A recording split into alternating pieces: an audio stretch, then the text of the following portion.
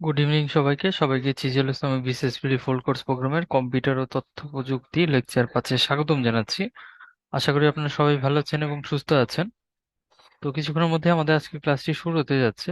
আপনাদের সাথে থাকছে আপনাদের অত্যন্ত প্রিয় অব্র ভাইয়া এবং রাফি ভাইয়া। তো ভাইয়ের সাথে কনভারসেশন করার জন্য আপনারা চ্যাট বক্সটা ইউজ করবেন। এছাড়া টপিক রিলেটেড কোনো কোশ্চেন থাকলে সেটা শুধুমাত্র কিউএনএ তে করবেন, আর এছাড়া উত্তরণ সম্পর্কিত কোনো জিজ্ঞাসা থেকে থাকলে চেষ্টা করবেন ক্লাসের শেষের দিকে করার জন্য। ধন্যবাদ।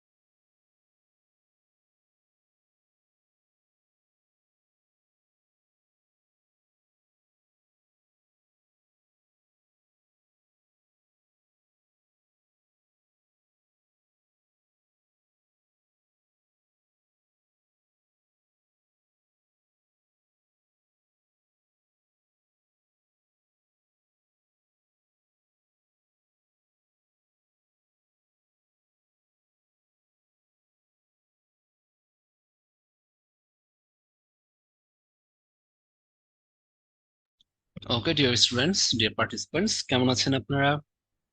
আশা করি সবাই অনেক বেশি বেশি ভালো আছেন।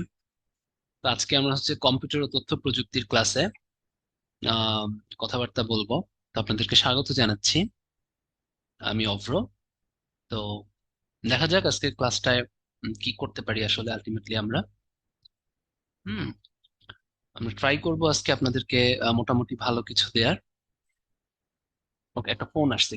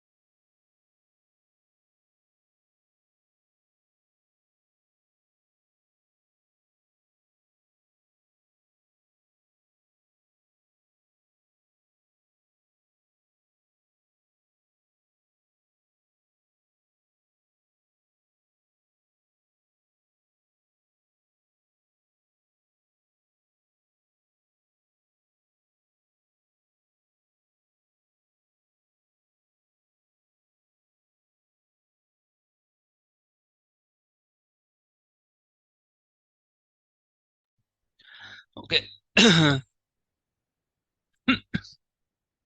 ওকে ডিয়ার পার্টিসিপেন্টস, তো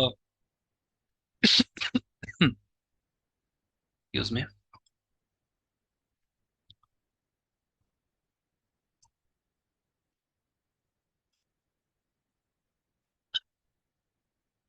তো যে ব্যাপারটা হয়েছে, চা খাচ্ছিলাম,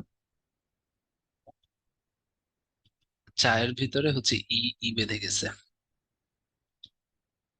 আহ, এলাচি আছে না, এলাচিটা গলায় বেঁধে গেছিল, কাশি হচ্ছে আর কি।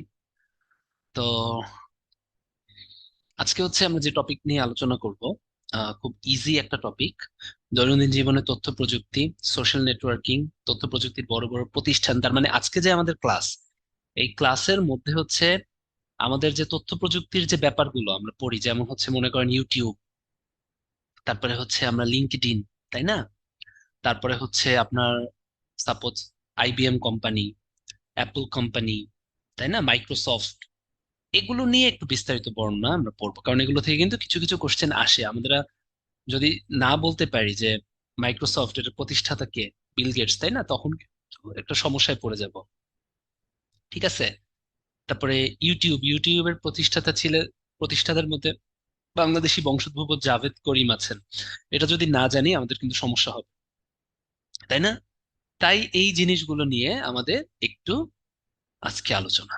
ঠিক আছে। আমরা খুব কথা বলবো, মানে হচ্ছে মনে রাখার চেষ্টা করবো গল্প গল্প করে। হ্যাঁ, এখানে আজকে কিন্তু মানে বোঝার থেকেও আমাদের হচ্ছে যে ব্যাপারগুলো জানা উচিত, আজকে যে টপিকে বোঝার থেকেও হচ্ছে আমাদের জানা, তাই না? এখন আপনারা বলতেছেন যে মুখস্থ বিদ্যা, এখন কিছু কিছু জিনিস তো আলটিমেটলি আমাদের ইনফরমেশন মুখস্থ থাকতে হবে। মনে করেন এখন আইসিটি ডিজিটাল বাংলাদেশ চলতেছে, 2041 সালের মধ্যে আমাদের টার্গেট হচ্ছে স্মার্ট বাংলাদেশ হিসেবে নিজেদেরকে পরিণত করা, তাই না? তো এখন যদি আপনি না জানেন যে জ্যাক মা কে, আপনি যদি না জানেন ইলন মাস্ক কে, আপনি যদি না জানেন জেফ বেজোস কে, তাই না, আপনি যদি না জানেন যে ম্যাক্সিমাম যে চিপস যেগুলো তৈরি হয়, আমাদের তো কি চিপস বিজনেস করতে হয় না?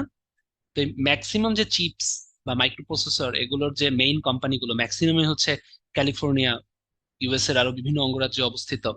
তাহলে কি ইউএস এর সাথে আমাদের এগুলো নিয়ে ডিল করতে হবে, কূটনীতি করতে হবে, তাই না? আমাদের ডিপ্লোম্যাসি করতে হবে।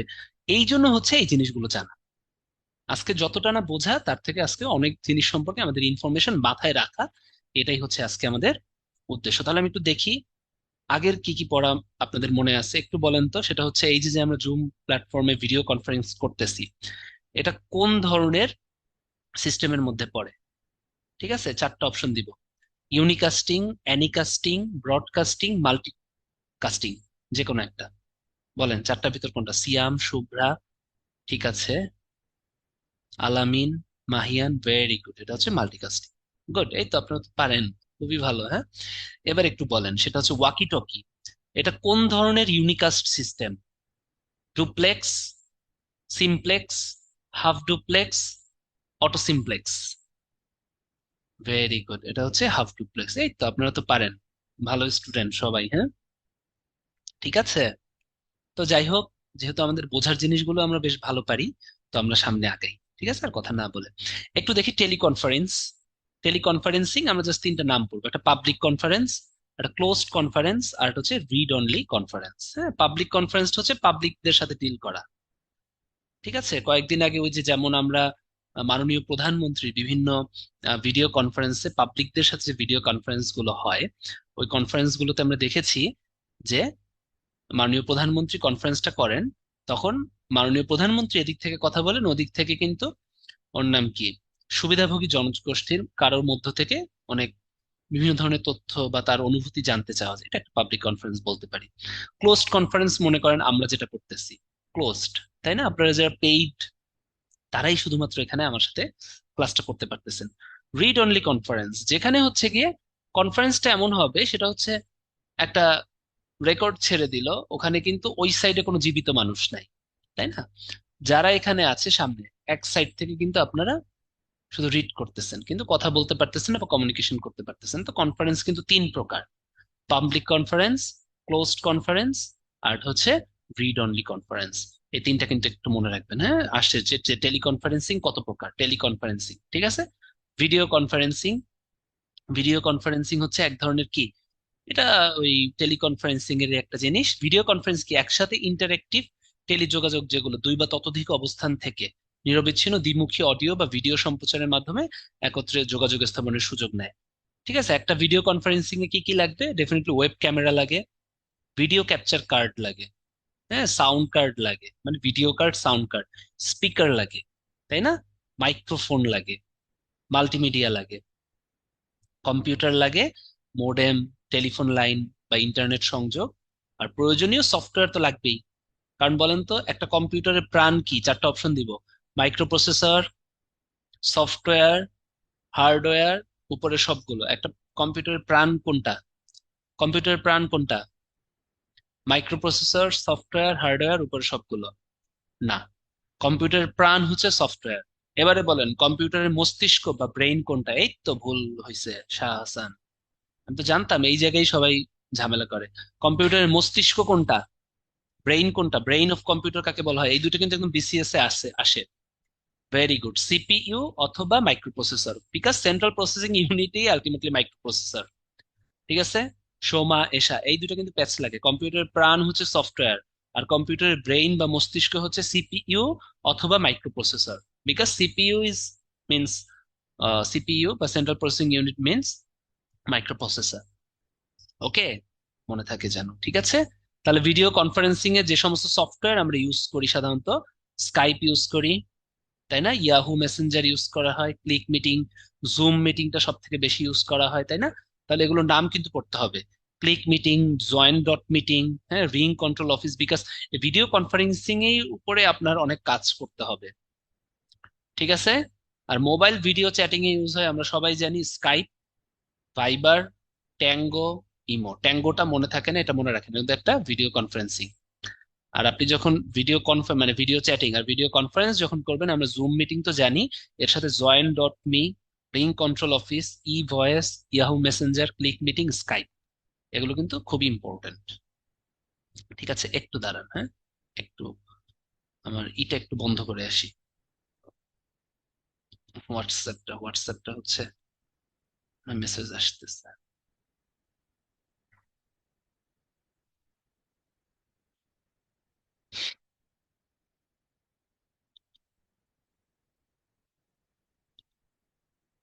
ওকে,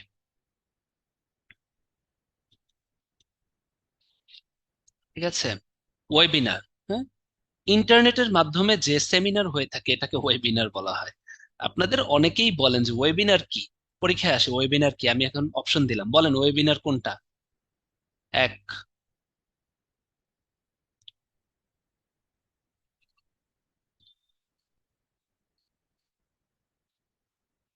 video conference software.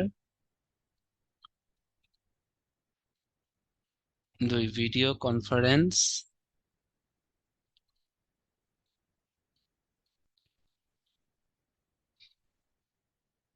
Online video seminar,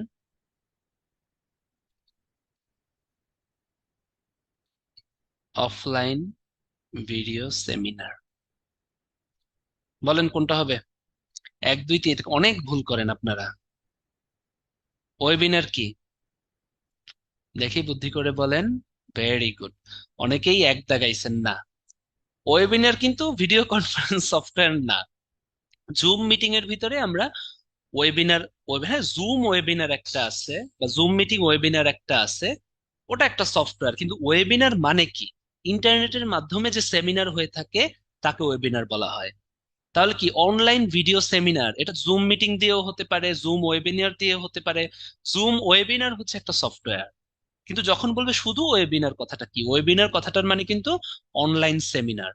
এটার এটা কিন্তু আপনারা অনেকেই ভুল করেন, কারণ ওয়েবিনার হচ্ছে দিয়ে আমরা ইউজ করি, জুম ওয়েবিনার ইউজ করি, তো ভাবেন যে ওয়েবিনার মানে একটা সফটওয়্যার। হ্যাঁ, জুম ওয়েবিনার একটা সফটওয়্যার, ঠিক আছে, কিন্তু ওয়েবিনারের মানে হচ্ছে অনলাইন সেমিনার। ঠিক আছে, ইন্টারনেটের মাধ্যমে যে কোনো সেমিনার, এটা যে কোনো অ্যাপ দিয়ে হতে পারে, ওটার মানেই হচ্ছে ওয়েবিনার। ওকে, তাহলে এটার উত্তর কি হবে? Online video seminar. ঠিক আছে, মনে থাকে যেন। ওকে, অনলাইন সেমিনার। ওকে, এটা যেন মনে থাকে। এক দেশ কি? বাংলাদেশের প্রথম ক্রাউড ফান্ডিং প্ল্যাটফর্ম। হ্যাঁ, ক্রাউড ফান্ডিং প্ল্যাটফর্ম মানে কি? সেটা হচ্ছে ফান্ডিং। হ্যাঁ, ক্রাউড ফান্ডিং মানে ফান্ড আপনি দিলেন। হ্যাঁ, এটা হচ্ছে বাংলাদেশের এমন একটা প্ল্যাটফর্ম, যে প্ল্যাটফর্মের জন্য যখন কোনো সহায়তা বা যখন কোনো হেল্প করা হবে মাস পিপলকে, তখন হচ্ছে কি এই অ্যাপের মাধ্যমে আমরা যে কোনো আর্থিক অনুদান বা আর্থিক সাহায্য এই ফান্ডে আমরা পৌঁছে দেব। ঠিক আছে? তার মানে কি, এটা সাধারণত ইউজ করা হয় কয়েকটা, যে ক্রাউড ফান্ডিং এক দেশ কি, প্রথম কথা হচ্ছে এক এক দেশ হচ্ছে ক্রাউড ফান্ডিং। ক্রাউড মানে কি? মাস পিপল। ক্রাউড মানে কি? ভিড়, তাই না? মাস পিপলের জন্য একটা ফান্ডিং। ঠিক আছে, সাধারণত আর্থিক অনুদান বা আর্থিক তহবিল যোগান দিতে, হ্যাঁ, সাধারণ মানুষদের জন্য যে কোনো জায়গায় আমরা এই ক্রাউড ফান্ডিং প্ল্যাটফর্ম গুলো ইউজ করি। তো বাংলাদেশে একটা ক্লাউড ফান্ডিং প্ল্যাটফর্ম হচ্ছে, ক্রাউড ফান্ডিং প্ল্যাটফর্ম হচ্ছে হচ্ছে আমাদের এক দেশ। ঠিক আছে, যেমন উপবৃত্তি দেয়া, দরিদ্র ভাতা দেওয়া, এই প্ল্যাটফর্মের মাধ্যমে কিন্তু আমরা ইজিলি, বা কোনো জায়গায় দুর্যোগ হলো ওখানে ত্রাণের জন্য ত্রাণ অনুদান দেয়া, এইটা ইউজ করে আমরা টাকাটা দিয়ে দেবো। যদি আমরা হাতে হাতে টাকা দেই, তাহলে দেখা যায় যে মধ্যস্বত্বভোগী, তাই না, যারা দালাল শ্রেণী বলি, তারা কিন্তু টাকাটা মেরে দিতে পারে। সেই জন্য সরাসরি যাতে এই প্ল্যাটফর্মের মাধ্যমে জনগণরা টাকা পায়। তাহলে কি, এটা কিন্তু পরীক্ষায় আসে। এক দেশ হচ্ছে একটা ক্রাউড ফান্ডিং। ফান্ডিং মানে কি? তহবিল। আর ক্রাউড মানে কি? পিপল, তাই না? ভিড়, ক্রাউড, তাদের জন্য আর্থিক অনুদান বা তহবিলের জন্য এই অনলাইন প্ল্যাটফর্মটা ইউজ করা হয়, নিরাপদ ও নিশ্চয়তার সাথে পৌঁছে যাবে। ঠিক আছে, এটাই হচ্ছে এক দেশ, এটা ক্রাউড ফান্ডিং প্ল্যাটফর্ম। পরীক্ষায় কিন্তু আসে, এম দিয়ে দেয়া মানে আসবে। পরীক্ষায় আসলে যদি এক দেশ না পারেন, ওয়েবিনার না পারেন, তখন কিন্তু মাইর হবে। হ্যাঁ, এই দুইটা কিন্তু আসে। ই জিপি, ইতে হচ্ছে ইলেকট্রনিক। যখনই ই কথাটা থাকবে ইলেকট্রনিক, হ্যাঁ, এটা একটু বলি, বুঝাই দেয়। হ্যাঁ, ইলেকট্রনিক। আর জিতে হচ্ছে গভর্নমেন্ট। আর পিতে হচ্ছে প্রকিউরমেন্ট। প্রকিউরমেন্ট কথাটার মানে কি? Electronic, government, procurement. গভর্নমেন্ট কি? সরকারি। প্রকিউরমেন্ট কথাটার মানে হচ্ছে কেনা। হ্যাঁ, প্রকিউরমেন্ট কথাটার বাংলা হচ্ছে ক্রয়, পারচেস, বাই। পারচেস অথবা কি বাই, আপনি একটা জিনিস কিনতেছেন। ঠিক আছে, তো গভর্নমেন্ট যখন কোনো কিছু কিনে, অফিসিয়ালি কোনো কিছু কেনাকে বলা হয় বাই না বলে বা পারচেস না বলে আমরা বলি প্রকিউরমেন্ট।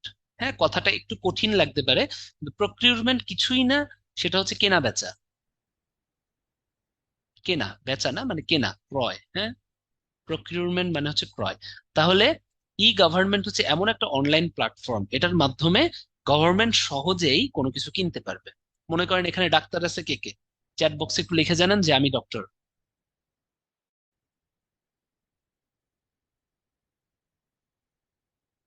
এই যে ডক্টর আছে, সামিম ডক্টর, আমি দেখতেছি। আর কে কে ডক্টর আছেন? আর কেউ আছেন?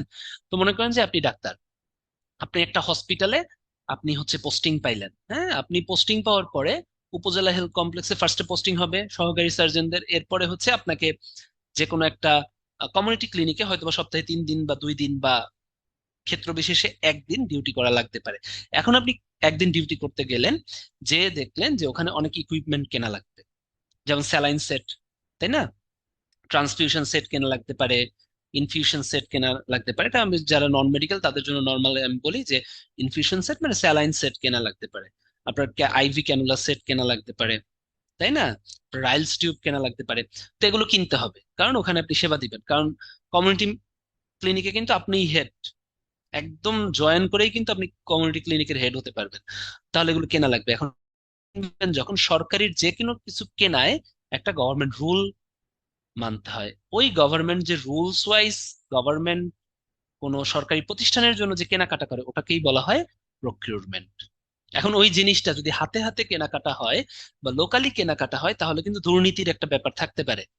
যেমন মনে করেন যে, মনে করো যে কম দামি বা হচ্ছে খুব যে প্রতিষ্ঠানগুলো অনেক নাম ডাক নাই, ওরা বললো যে হ্যাঁ আমি আপনাকে কম দামে সেল দিয়ে দিব, আমি আপনাকে কম দামে বেচবো, বা ওরা অথবা অনেক ভালো একটা কোম্পানি আপনাকে দিতে চাচ্ছে, কিন্তু ওরা লোকাল পাওয়ার খাটায় আপনাকে বলতেছে যে না, ওরা দিতে পারবে না, আমার কাছ থেকেই নিতে হবে। তখন কি, আপনি কেবলমাত্র জয়েন করলেন। হ্যাঁ, লোকাল যে একটা পাওয়ার, এটা কিন্তু অনেক বড় পাওয়ার। ওই পাওয়ারটা কিন্তু দেখা যায় যে বাইপাস করা অনেক সময় যায় না। আপনি বাইপাস করলে দেখা যায় যে অনেক হুমকি দামকি এগুলোর মুখে থাকতে পারে। তখন কি হয়, যে কোনো সরকারি চাকরিজীবী কিন্তু নিজের সেফটির জন্য হলেও দেখা যায় হাতে হাতে করলে কি হয় ব্যাপারটা, যে লোকাল পাওয়ার বা লোকাল হুমকির মুখে ওই পচা প্রোডাক্ট কিন্তু কিনে নেওয়ার একটা সম্ভাবনা থাকে। এখন এই ধরনের ঝামেলা যাতে না হয়, ই গভর্নমেন্ট প্রকিউরমেন্টে এই ধরনের ঝামেলা যাতে না হয়, এই জিনিসটা অনলাইনে করে দেওয়া হয়েছে। হ্যাঁ, যারা যারা প্রকিউরমেন্ট, যারা যারা হচ্ছে গভর্নমেন্ট পারচেস করতে চায় বা কিনতে চায়, তারা হচ্ছে এরকম দরপত্র, খোলা দরপত্র আপনার হচ্ছে আহ্বান করে। যারা যারা বেচতে চায় সেই সমস্ত কোম্পানি ওখানে দেয়, ওখানে চেক করা হয়, চেক করার পর অটো এই যে অনলাইনের মাধ্যমে সিলেকশন। তাহলে এটা হলে কি হবে, ওই ঝামেলাটা কমে যাবে, তাই না? এটাই হচ্ছে ই গভর্নমেন্ট প্রকিউরমেন্ট। তাহলে ক্রয়কারী সংস্থা, ক্রয়কারী প্রতিষ্ঠান সমূহ নিরাপদ ওয়েব ড্যাশবোর্ডের মাধ্যমে, মানে নিরাপদ একটা প্ল্যাটফর্মের মাধ্যমে, ওয়েবসাইটের মাধ্যমে এটা করতে পারে। ই গভর্নমেন্ট হচ্ছে পরিকল্পনা মন্ত্রণালয়ের অধীন, পরীক্ষায় আসে। পরিকল্পনা মন্ত্রণালয়ের অধীন কিন্তু অনেক কিছু, একনেক, NEC, national economic council, executive committee for national economic council, এগুলো কিন্তু সব পরিকল্পনা মন্ত্রণালয়ের অধীন। ওখান থেকেই কিন্তু ইজিপিটা করা হয়, এটা কিন্তু পরীক্ষায় আসে যে কোন মন্ত্রণালয়ের অধীন। হ্যাঁ, আর এই যে ই প্রকিউরমেন্ট বাংলাদেশে তৈরি করতে সাহায্য করছে কিন্তু বিশ্ব ব্যাংক, এটাও পরীক্ষায় আসবে, ওয়ার্ল্ড ব্যাংক। হ্যাঁ, এই ই প্রকিউরমেন্টের সাথে কি জড়িত আছে, ই টেন্ডার। মানে কি, টেন্ডার মানে কি, ওই যে দরপত্র দেয়া, তাই না? দরপত্র যখন দেয় তখন কিন্তু তারা এখান থেকে যে যার মতো মানে হচ্ছে অ্যাপ্লাই করে, যে আমি দিলাম, তারপর ওখান থেকে অনলাইনের ভিত্তিতেই কিন্তু চুজ করা যায়। তাহলে কি হবে, দরদাতাগণের এখানে অবাধ অংশগ্রহণ এবং সমসুযোগ সৃষ্টি হয়। কোনো ধরনের লোকাল পাওয়ার অথবা কোনো ধরনের কি ক্রয় প্রক্রিয়ার দক্ষতা ও স্বচ্ছতা জবাব দিতে, তাই না? কোনো ধরনের ভুইফোর কোম্পানি পাওয়ার খাটায় কিন্তু আপনাকে চাইলেই সরকারি প্রতিষ্ঠানগুলোকে, এই যে আপনারা সবাই সরকারি চাকরিজীবী হতে চান, যত পাওয়ারফুল যারা আছে তারা এসে আপনার উপর পাওয়ার দেখাইতে চেষ্টা করবে। এই যে ই প্রসিডিউরের ফলে কিন্তু এখন এটা আর হয় না, বুঝতে পারছেন? কারণ সিস্টেমেই হচ্ছে মানে ইলেকট্রনিক ওয়েতে হয়, সো কি হয়, আলটিমেটলি কিন্তু চাইলেই আপনি আপনার উপর চাপ সৃষ্টি করতে পারবে না। এবার আসেন আউটসোর্সিং অ্যান্ড ফ্রিল্যান্সিং। কোনো প্রতিষ্ঠানের কাজ নিজেরা না করে তৃতীয় কোনো ব্যক্তি বা প্রতিষ্ঠানের সাহায্যে করিয়ে নেওয়াকে বলা হয় আউটসোর্সিং। ঠিক আছে, এটা যেন মনে থাকে। হ্যাঁ, গ্লোবাল আউটসোর্সিং এর ভিতরে অনেক কিছু আছে, যেমন এই যে ফ্রি ফ্রি ফ্রি ফ্রিল্যান্সার.কম। আউটসোর্সিং আর ফ্রিল্যান্সিং হচ্ছে কাছাকাছি। হুম, যেমন ওই যে অগমেডিক্স নামে ঢাকায় একটা প্রতিষ্ঠান আছে, চিনেন? অগমেডিক্স, এটা নাম শুনছেন? পান্থপথ, পান্থপথে কি ওটার, হ্যাঁ পান্থপথে তো অগমেডিক্স, নাম শুনছেন? অগমেডিক্সে কি হয়, অগমেডিক্সে হচ্ছে আহ রেকর্ড রাখা কিন্তু খুব বেশি ইম্পর্টেন্ট। যে কোনো কাজে রেকর্ড রাখাটা খুব ইম্পর্টেন্ট। ফার্স্ট ওয়ার্ল্ড কান্ট্রি যেগুলো আছে, আমরাও রেকর্ড রাখি, কিন্তু আমাদের রেকর্ডটা কি হাতে রাখা, তাই না? তো অগমেডিক্স কিভাবে কাজ করে, আমেরিকান কোম্পানিগুলো বা আমেরিকান ডাক্তার যারা আছে, তারা যে ডাক্তারই দেখুক, যে রোগীই দেখুক, ওটা ওদের কিছু সিস্টেম আছে যে রেকর্ড রাখতে হবে। একটা একটা এখন একটা ডাক্তার যখন ডাক্তার মানে রোগী দেখে, তখন কি হয় বলেন তো, সে তো রোগী দেখবে না, রেকর্ড রাখবে। সেই জন্য একজন রেকর্ড কিপার দরকার। এখন ওই দেশে কিন্তু রেকর্ড কিপারের অনেক দাম। তো আমাদের মতো দেশগুলোতে আমরা করে কি, অনলাইনে ওই রোগী দেখা এগুলো কিন্তু এদিক থেকে এই অগমেডিক্সে যারা চাকরি করে তারা দেখতে থাকে কিভাবে রোগী দেখে, এবং রেকর্ডটা কিন্তু তারা রাখে। সেই জন্য অগমেডিক্সে চাকরি পেতে হলে ইংলিশে খুব দক্ষ হতে হয়। তো এটা একটা বললাম, এটা কিন্তু একটা আউটসোর্সিং এর একটা উদাহরণ। ওকে, ফ্রিল্যান্সিং, আপওয়ার্ক, ইল্যান্স, গুরু, হ্যাঁ, ভিউ ওয়ার্কার, এগুলো হচ্ছে এটা ব্যাপার হচ্ছে। ঠিক আছে, এগুলো হচ্ছে কি আউটসোর্সিং এর একটা উদাহরণ। যে দেখেন ওখানে কিন্তু ডাক্তার, আপনি কিন্তু ওখানে কিছু না। হ্যাঁ, ওই ডাক্তার কিন্তু অগমেডিক্স দিয়ে কাজ করে নিচ্ছে, তাহলে এটা কি আউটসোর্সিং। ঠিক আছে, আর নির্দিষ্ট কোনো আউটসোর্সিং এর মতোই অনলাইনে একটা কাজ করার একটা প্ল্যাটফর্ম হচ্ছে ফ্রিল্যান্সিং। নির্দিষ্ট কোনো প্রতিষ্ঠানের অধীনে না থেকে স্বাধীনভাবে কাজ করাকে বলা হয় ফ্রিল্যান্সিং। ঠিক আছে, যারা ফ্রিল্যান্সিং করে তারা হচ্ছে ফ্রিল্যান্সার। ঠিক আছে, তাহলে দেখেন এই যে আপনি কিন্তু স্বাধীনভাবে কাজ করতেছেন। হ্যাঁ, আউটসোর্সিং এর একটা উদাহরণ বলা যায় ফ্রিল্যান্সিং। মনে করেন যে কোনো প্রতিষ্ঠান আপনি কিন্তু ওই প্রতিষ্ঠানের না, আপনি ইচ্ছা করলে অনেকগুলো প্রতিষ্ঠানে কাজ করেন, যেমন ফ্রিল্যান্সিং এ যারা কাজ করে, ও যে অ্যাড, তাই না? আমার এ সম্পর্কে যতটুকু জানি আর কি, ওই যে বিভিন্ন ধরনের অ্যাড দেওয়ার জন্য কিন্তু ফ্রিল্যান্সার হায়ার করা হয়, যে একটা নির্দিষ্ট পর পর কি অ্যাড দেওয়া হয়, এই অ্যাড গুলো আপনি হচ্ছে যতক্ষণ মোবাইল চালাবেন ততক্ষণ অ্যাড হবে, এরকম সিস্টেম সিস্টেম থাকে আর কি। তাহলে আপনি কিন্তু ওই প্রতিষ্ঠানের না, আপনি চাইলে কিন্তু প্রাণেরও ফ্রিল্যান্সার হতে পারেন, আবার চাইলে আপনি কিসের আরএফএল ও ফ্রিল্যান্সার হতে পারেন, আপনি চাইলে কিন্তু ওদিকে আহ, কি বলবো, বাটারও ফ্রিল্যান্সার হতে পারেন, বিভিন্ন কোম্পানির ফ্রিল্যান্সার কিন্তু আপনি হতে পারেন, তাই না? তাহলে আপনি কিন্তু নির্দিষ্ট প্রতিষ্ঠানের না, আপনি চাইলে অনেকগুলো প্রতিষ্ঠানের অধীনে স্বাধীনভাবে কাজ করতে পারেন প্রতিষ্ঠানের জন্য। ঠিক আছে, এটা হচ্ছে ফ্রিল্যান্সিং। তাহলে আউটসোর্সিং আর ফ্রিল্যান্সিং কিন্তু কাছাকাছি। ঠিক আছে, এটা কিন্তু আসে কোনো প্রতিষ্ঠানের কাজ নিজেরা না করে তৃতীয় কোনো ব্যক্তি দিয়ে যদি কাজ করে, ওটা হচ্ছে আউটসোর্সিং।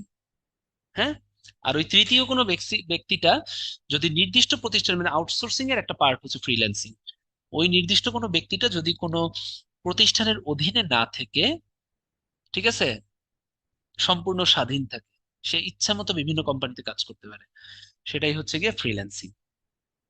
বোঝা গেছে? এই দুটো কিন্তু আসে, আউটসোর্সিং কি আর এই কি। হ্যাঁ হ্যাঁ, জিপি রবি এগুলোরও, এরাও হচ্ছে ফ্রিল্যান্সিং নেয়। এই তো রোকায়া বলছে, মেডিকেল ডকুমেন্টেশন বা মেডিকেল রেকর্ডিং এর কাজ, রেকর্ডের কাজ আর কি। ই লার্নিং কি, ইলেকট্রনিক লার্নিং, ই কথাটা থাকলে এটা হচ্ছে ইলেকট্রনিক। হ্যাঁ, ইলেকট্রনিক প্রযুক্তি নির্ভর শিক্ষা ব্যবস্থা। এটার মাধ্যমে হচ্ছে অনলাইনের মাধ্যমে কোর্স প্রোগ্রাম ডিগ্রি প্রদান করা হয়। সরকারি ইবুক ওয়েবসাইট হচ্ছে www.ebook.gov.bd, মনে থাকে যেন। ঠিক আছে, টেলিমেডিসিন, এটা আমরা সবাই জানি, তাই না? ভৌগোলিক দূরে রোগীকে চিকিৎসা, এখন টেলিমেডিসিনে ব্যবহৃত কয়েকটা সফটওয়্যার আমাদের পড়তে হবে, যেমন মেডিটাচ, থেরানেস্ট, এই দুটা কিন্তু টেলিমেডিসিনের জন্য ব্যবহৃত সফটওয়্যার। ঠিক আছে, দেশের প্রথম টেলিমেডিসিন সেবা কেন্দ্র চালু হয় হচ্ছে যশোর ইউনিয়ন সেবা কেন্দ্রে। ঠিক আছে, হ্যাঁ, যশোরের ইউনিয়ন সেবা কেন্দ্রে হচ্ছে প্রথম টেলিমেডিসিন সেবা চালু হয়। হুম, ওকে, যশোরের ইউনিয়ন সেবা কেন্দ্র, এটা মনে থাকে যেন, ইউনিয়ন পর্যায়ে যশোরে। হ্যাঁ, ওকে, ইলেকট্রনিক হেলথ কার্ড এগুলো দরকার নাই। ইলেকট্রনিক হেলথ কার্ড ব্যবস্থা বাংলাদেশে প্রথমবারের মতো চালু হয় হচ্ছে 2020 সালে। ইলেকট্রনিক হেলথ কার্ড এটা খুব সীমিত পরিসরে চালু হয় আর কি। ঠিক আছে, এখন চালু করার চেষ্টা করতেছে।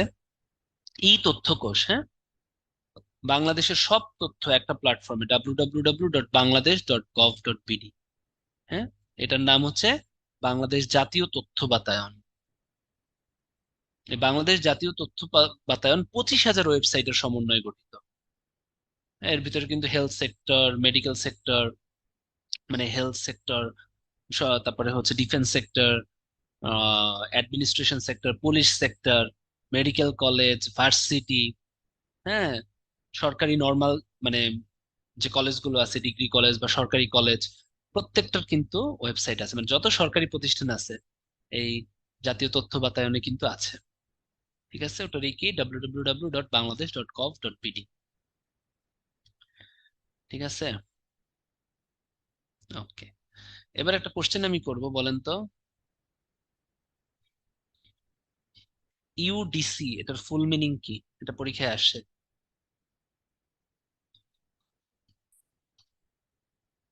ইউডিসির ফুল মিনিং কি?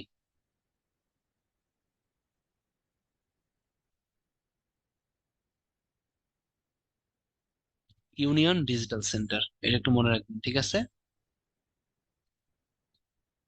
প্রত্যেকটা ইউনিয়নে কিন্তু এখন ইউনিয়ন ডিজিটাল সেন্টার আছে। এটা কিন্তু আপনাদের রিটেনের পড়াও হয়ে গেল, রিটেনে আসলে সুন্দর মতো লিখবেন।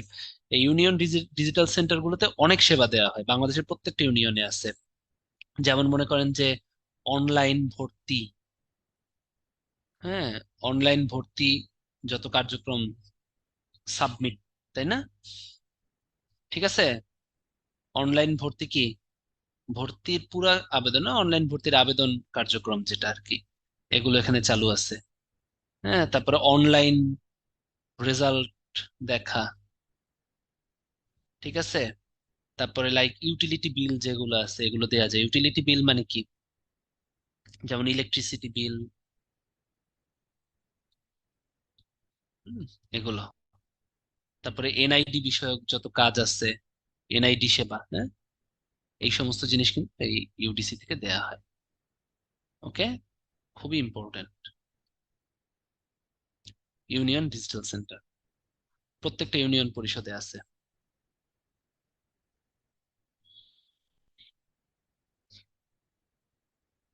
অনলাইন ভর্তি কার্যক্রম যেমন এই যে মেডিকেল অ্যাডমিশন টেস্ট, এই যে আপনাদের বিসিএস এর অ্যাপ্লাই, যে কোনো কিছুতে ভর্তি আবেদন, চাকরির ভর্তি আবেদন মানে চাকরির আবেদন আর কি, ঠিক আছে, লিখে দিলাম যে কোনো অনলাইন চাকরি আবেদন, এগুলো ওখানে করা যায়, ঠিক আছে, ইউনিয়ন ডিজিটাল সেন্টার।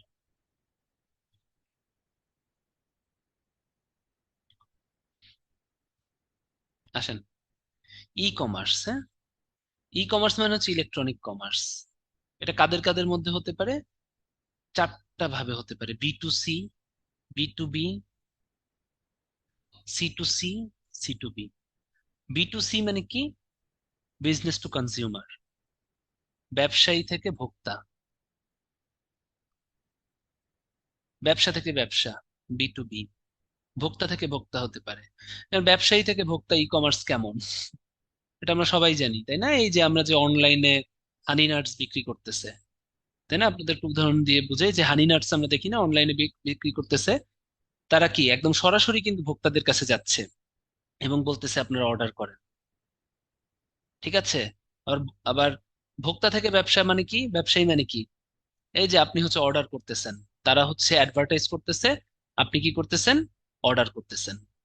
তাহলে কনজিউমার টু বিজনেস, আপনি একদম সরাসরি ব্যবসায়ীর সাথে যোগাযোগ করতে বলতেছেন, তারে বলতেছেন হানি নাটস দেখান আমাকে, ঠিক আছে, এটা কি প্রিমিয়াম কোয়ালিটির হানি নাটস, এর ভিতর কি কাজু বাদাম, আখরোট সব আছে, না আলটিমেটলি দেখা যায় যে চীনা বাদামের পরিমাণ বেশি, কাজু বাদামের পরিমাণ কম, আর হচ্ছে কি আমন্ড বাদামের পরিমাণ একটু বেশি, ঠিক আছে, এটা কি আসলে প্রিমিয়াম নাকি? এর ভিতরে যে কিসমিস গুলো ইউজ করতেছেন, কিসমিস গুলো কি ফ্রেশ নাকি, তাই না? আপনি কিন্তু জিজ্ঞেস করতেছেন সরাসরি ব্যবসায়ীকে। তাহলে দেখেন ই কমার্স, তাহলে ব্যবসায়ী থেকে ভোক্তা, ভোক্তা থেকে ব্যবসায়ী হলো ই কমার্স। চার প্রকার, এটা মনে রাখতে হবে, হ্যাঁ। আর দুইটা কি? ব্যবসায়ী থেকে ব্যবসায়ী, হ্যাঁ, ব্যবসায়ী থেকে ব্যবসায়ী, বিজনেস টু বিজনেস কিন্তু এখানে হচ্ছে, হ্যাঁ। যেমন মনে করেন আমি দুইটা শাড়ির আছে, অনলাইনে কিন্তু পাইকারি শাড়ি বেচে এরকম মানুষও আছে, পাইকারি জামদানি শাড়ি মাঝে মধ্যে দেখবেন যে মাঝে মধ্যে নিউজ ফিডে আসে। গাড়িওয়ালা একজন ভদ্রলোক, রূপগঞ্জ, ওখানে হচ্ছে ই করে, পাইকারি শাড়ি বেচে। তো বলে যারা যারা অনলাইন বিজনেস করেন তারাও আমার কাছ থেকে কিন্তু পাইকারি ভাবে শাড়ি কিনে নিয়ে যেতে পারেন, ঠিক আছে, বলে। এবং আপনাদের অনেকের শাড়ির পেজ থাকতে পারে, আমি জানি না, অনেকেরই কিন্তু শাড়ির পেজ থাকে, তাই না, বিভিন্ন টাইপের। তখন আপনারা করেন কি, ওই ব্যবসায়ীর কাছ থেকে শাড়ি কিনে আনেন এবং এসে আরো ডাবল দামে বেচেন, তাই না? এই জিনিসে কিন্তু এটাই হচ্ছে ব্যবসায়ী থেকে ব্যবসায়ী, মানে পাইকারি ব্যবসায়ী এবং খুচরা ব্যবসায়ীর ভিতরে কিন্তু অনলাইনে যোগাযোগ হচ্ছে, তাই না? অনেক জায়গায় কিন্তু এখন মাঝে মধ্যে নিউজ ফিডে দেখবেন দেখা যায় যে বলে যে আপনারা পাইকারিও আমার কাছে, আর পাইকারি ব্যবসায়ীও অনলাইনে চলে আসছে, যার কাছ থেকে খুচরা অনলাইন ব্যবসায়ীরা কিনতেছে, ঠিক আছে, হ্যাঁ, এটা কিন্তু হচ্ছে। ভোক্তা থেকে ভোক্তা, এই যে এখন মনে করেন আমি কাকে দিয়ে বুঝাবো, এখান থেকে দুইজন নেই, হুম, আলামিন আর হচ্ছে ফিরোজ, হ্যাঁ, দুইজন, এরা হচ্ছে হানিনাট খাচ্ছে। তো মনে করেন যে একটা অনলাইন পেজ থেকে হানিনাট নিয়ে সে কমেন্ট দিল যে না, হানিনাটসটা আসলেই প্রিমিয়াম কোয়ালিটির, এত ভালো হানিনাটস যে রাতে বেলা এক চামচ খেয়ে তারপরে আমি প্রচুর কাজ করতে পারি, ঠিক আছে, সারা রাত আমি ঘুমাই না, সারা রাত আমি কাজ করি, বই পড়ি আর কি, ঠিক আছে। কি হানি নাটস অনেক এনার্জি দেয় না? যে বিসিএস এর জন্য খুব ভালো, 2 চামচ হানি নাটস খায়া মনে করেন ফিরোজ ভাই সারা রাত বই পড়ে, সে ওটা কমেন্ট করলো কোথায়? ওই পেজের ভিতরে যেখান থেকে কিনছে। ওইটা দেখলো কে? আলামিন ভাই দেখলো। আলামিন ভাই বললো, আচ্ছা 9 মার্চ তো আমাদের বিসিএস পরীক্ষা প্রিলি, আমি এখন কি করব? আচ্ছা, এত সুন্দর রিভিউ যেহেতু দিছে, তাহলে আমিও কিনে নেই। তাহলে দেখেন, ভোক্তা থেকে ভোক্তার ভিতরেও কিন্তু একটা কে সম্পর্ক চলে আসতেছে। ঠিক আছে, এটাই হচ্ছে ই কমার্সের প্রকারভেদ। মনে থাকবে, মনে থাকবে। এবং যাদের বিসিএস সামনে, you can try honey nuts. আমি কিন্তু এটা দুষ্টামি করে বা মজা করে বলি নাই। খুবই এনার্জেটিক একটা জিনিস। আপনার হানি নাটস কেনার দরকার নাই পেজ থেকে। আপনি যে কোনো দোকানে যাবেন, আপনি কাজু বাদাম কিনবেন, আপনি আমন্ড বাদাম যদি চান কিনবেন। আপনি কিন্তু যেটা কথা সেটা হচ্ছে গ্যাস হয়, খোসা সহ বাদাম খেলে গ্যাস হয়। তা আপনি আমন্ড বাদাম কিনলে খোসাটা আম্মুরে দিয়া বা যদি ওয়াইফ থাকে তাকে দিয়ে অথবা কাজের লোক দিয়ে ফেলে নিবেন। চীনা বাদামেরও কখনো খোসা সহ খাবেন না, গ্যাস হয়। ঠিক আছে, খোসা ছাড়া খাইলে বাদামে কোনো সমস্যা নেই। এবং ওটা মধু দিয়ে মিশিয়ে খাবেন, প্রচুর এনার্জি, এবং রাতের বেলা আসলেই অনেক রাত জায়গা পড়তে পারবেন। ঠিক আছে, কারণ কি বলেন তো, হানি খাইলে যে সুবিধাটা হয়, হানির ভিতরে গ্লুকোজ যেটা থাকে, আমাদের ব্রেইনের একমাত্র খাবারই হচ্ছে গ্লুকোজ। সো খুবই ভালো, আপনাকে একদম ইনস্ট্যান্ট এনার্জি দিবে। এবং বাদাম কিন্তু আমাদের স্মরণ শক্তির জন্য খুব ভালো। ঠিক আছে, আপনার নিউরন পড়ছেন, নিউরনের ভিতরে মায়ালিন শীট থাকে, হ্যাঁ? তো বাদামের ভিতরে যে ম্যাটেরিয়ালস থাকে ওটা ওই মায়ালিন শীট তৈরির জন্য খুব ভালো কাজ করে, গ্রে ম্যাটার তৈরির জন্য খুব ভালো কাজ করে। মায়ালিন শীট তৈরির কাজ করে, গ্রে ম্যাটার তৈরির জন্য খুব ভালো কাজ করে। ঠিক আছে, নিউরো ট্রান্সমিটার নিঃসরণে সাহায্য করে। সেই জন্য মজার ছলে বললেও ব্যাপারটা ভালো। আপনারা বাদাম আর হচ্ছে মধু খাওয়ার চেষ্টা করেন, দেখবেন যে এনার্জি নিয়ে পড়তে পারবেন, ঘুম আসবে না। ওকে।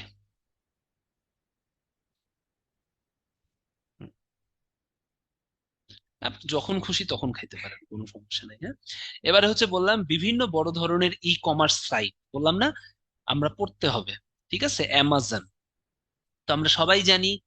কতটুকু পড়বেন? বেশি না। বিশ্বের সব থেকে বড় ই কমার্স সাইট হচ্ছে অ্যামাজন ডট ডট কম, তাই না? সব দেশেই কিন্তু আছে অ্যামাজন ডট কম। ঠিক আছে, বিশ্বের সব থেকে বড় ই কমার্স সাইট। ঠিক আছে, ম্যাক্সিমামই দেখবেন যে ইউএসএ তে। হ্যাঁ, এটা একটু দেখবেন, সদর দপ্তর ইউএস এর ওয়াশিংটনে, সিয়াটলে অবস্থিত। ঠিক আছে, এটা একটু ইম্পর্টেন্ট।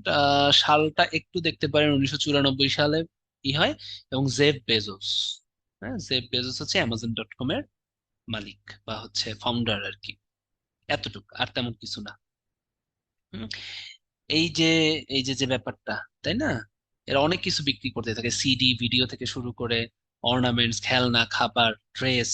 হ্যাঁ, এগুলোই তো আপনারা জানেন। ইলেকট্রনিক যে আপনার অ্যাক্সেসরিজ আছে ওগুলো, এগুলো কিন্তু ইউজ করে।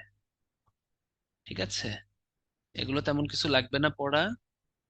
কিছু আন্তর্জাতিক শিপিং অফার করে থাকে। আর অ্যামাজনের প্রাক্তন নামটা পড়বেন, ক্যাডাব্রা বা ইনক। ঠিক আছে, আগে এটা ছিল ক্যাডাব্রা আর ইনক নামে। Alibaba dot com, very very important, এটাও কিন্তু একটা multinational e commerce site. ঠিক আছে, এরা পাইকারি ইন্টারনেট প্রযুক্তি। এত কিছু লাগবে না, খালি সালটা পড়বে 1999। সব তো না, অ্যামাজন ডট কম কত? 1994। আলিবাবা ডট কম 1999 লাগবে। হুম, তার থেকে বেশি লাগবে যে আলিবাবা ডট কম, যেটা আমরা সবাই জানি জ্যাক মা, তাই না? আলিবাবা ডট কম যেটা আছে এটা প্রতিষ্ঠিত করে। ঠিক আছে, এর প্রধান নির্বাহী বা ফাউন্ডার্স হচ্ছে জ্যাক মা। ঠিক আছে, ওকে। আরব্য রজনীর আলিবাবা চরিত্র থেকে নামকরণ করা হয়েছে। ঠিক আছে, আলিবাবা থেকেই কিন্তু এটা নামকরণ করা হয়েছে। আর তেমন কিছু লাগবে না আলিবাবা থেকে। ওয়েলএক্স ডট কম দরকার নেই, এটা জাস্ট যদি আপনাদের ইচ্ছা করে একবার রিডিং পড়তে পড়বেন, খুব একটা দরকার নেই। দারাজ ডট কম এটা দেখতে পারেন। এটা কিন্তু চীনা মালিকানাধীন অনলাইন মার্কেট প্লেস। হ্যাঁ, আপনারা অনেকেই দারাজ যেহেতু বাংলাদেশি ইউজ করেন, একবার একটা পরীক্ষা আসছিল, সবাই মিলে বাংলাদেশ লিখে দিছে। হ্যাঁ হ্যাঁ, এটারই আন্ডারে অ্যামাজন প্রাইম। বাংলাদেশেও এই কার্যক্রম চালু আছে। ঠিক আছে, তাহলে আলিবাবার দারাজ দুইটা কি চীনা কোম্পানি। ঠিক আছে, হ্যাঁ। আর দারাজটা কিন্তু আলিবাবার যে কোম্পানি ওরা কিনে নেয়। তো যাই হোক, আপনাদের শুধু দেশটা আসে, এটা ভুল করেন। চায়না, এটারই তারিখ পড়া দরকার নেই যে কত সালে এটা, এত দরকার নেই, সব লাগবে না। রকমারি dot com, very very important. বাংলাদেশে রকমারি ডট কম, এটা খুবই খুবই খুবই ইম্পর্টেন্ট। হ্যাঁ, আনুষ্ঠানিকভাবে যাত্রা শুরু করে 2012 সালে, এটা একটু দেখবেন। হ্যাঁ, শুরুতে বই পাওয়া গেল, এখন কিন্তু অনেক কিছু, আমরা ওর নাম কি, স্পোর্টস যে অ্যাক্সেসরিজ আছে এগুলো কিন্তু পাওয়া যায়, ঘড়ি ঠড়ি, এগুলো ইলেকট্রনিক কিছু এক্সারসাইজ, তাই না? এগুলো যে মাহমুদুল হাসান সোহাগ, একটু দেখতে পারেন, আমরা সবাই জানি যে আমাদের, ঠিক আছে। হুম, দেখতে পারেন 2012 সাল থেকে শুরু হয়। ফুড পান্ডা আসার মতো কোশ্চেন, কারণ সবাই ইউজ করি, তাই না? আসার মতো কোশ্চেন।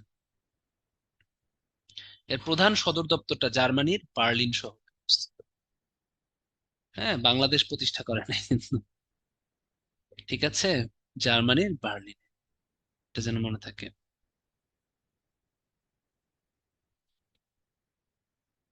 সদর দপ্তরটা আর কি, হ্যাঁ, সদর দপ্তরটা শুধু শুধু পড়েন, এটা কিন্তু অনেক জায়গায় হচ্ছে এটাই করছে আর কি।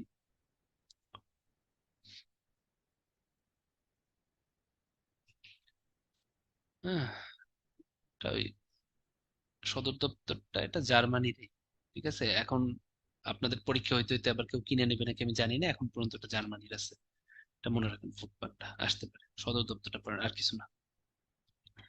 এক শপ, এটা রিডিং করবেন, দরকার নাই। হ্যাঁ, এটা, সরি, দরকার আছে, এটা কি বলতেছি, দরকার নাই। হ্যাঁ, এটা খুবই ইম্পর্টেন্ট, ভিতর থেকেই পড়াইতে হবে, একটু বলি। অ্যাক্সেস টু ইনফরমেশন বা A2I, এর উদ্যোগ হচ্ছে এক শপ, তো এটা তো লাগবেই। A2I কি, তাই না? A2I, access to information. হুম, কিন্তু বর্তমানে কিন্তু A2I মানে অ্যাক্সেস টু ইনফরমেশন না, একটু বলেন তো, A2I এর বর্তমান মিনিং মিনিং কি, পরীক্ষা কিন্তু আসে।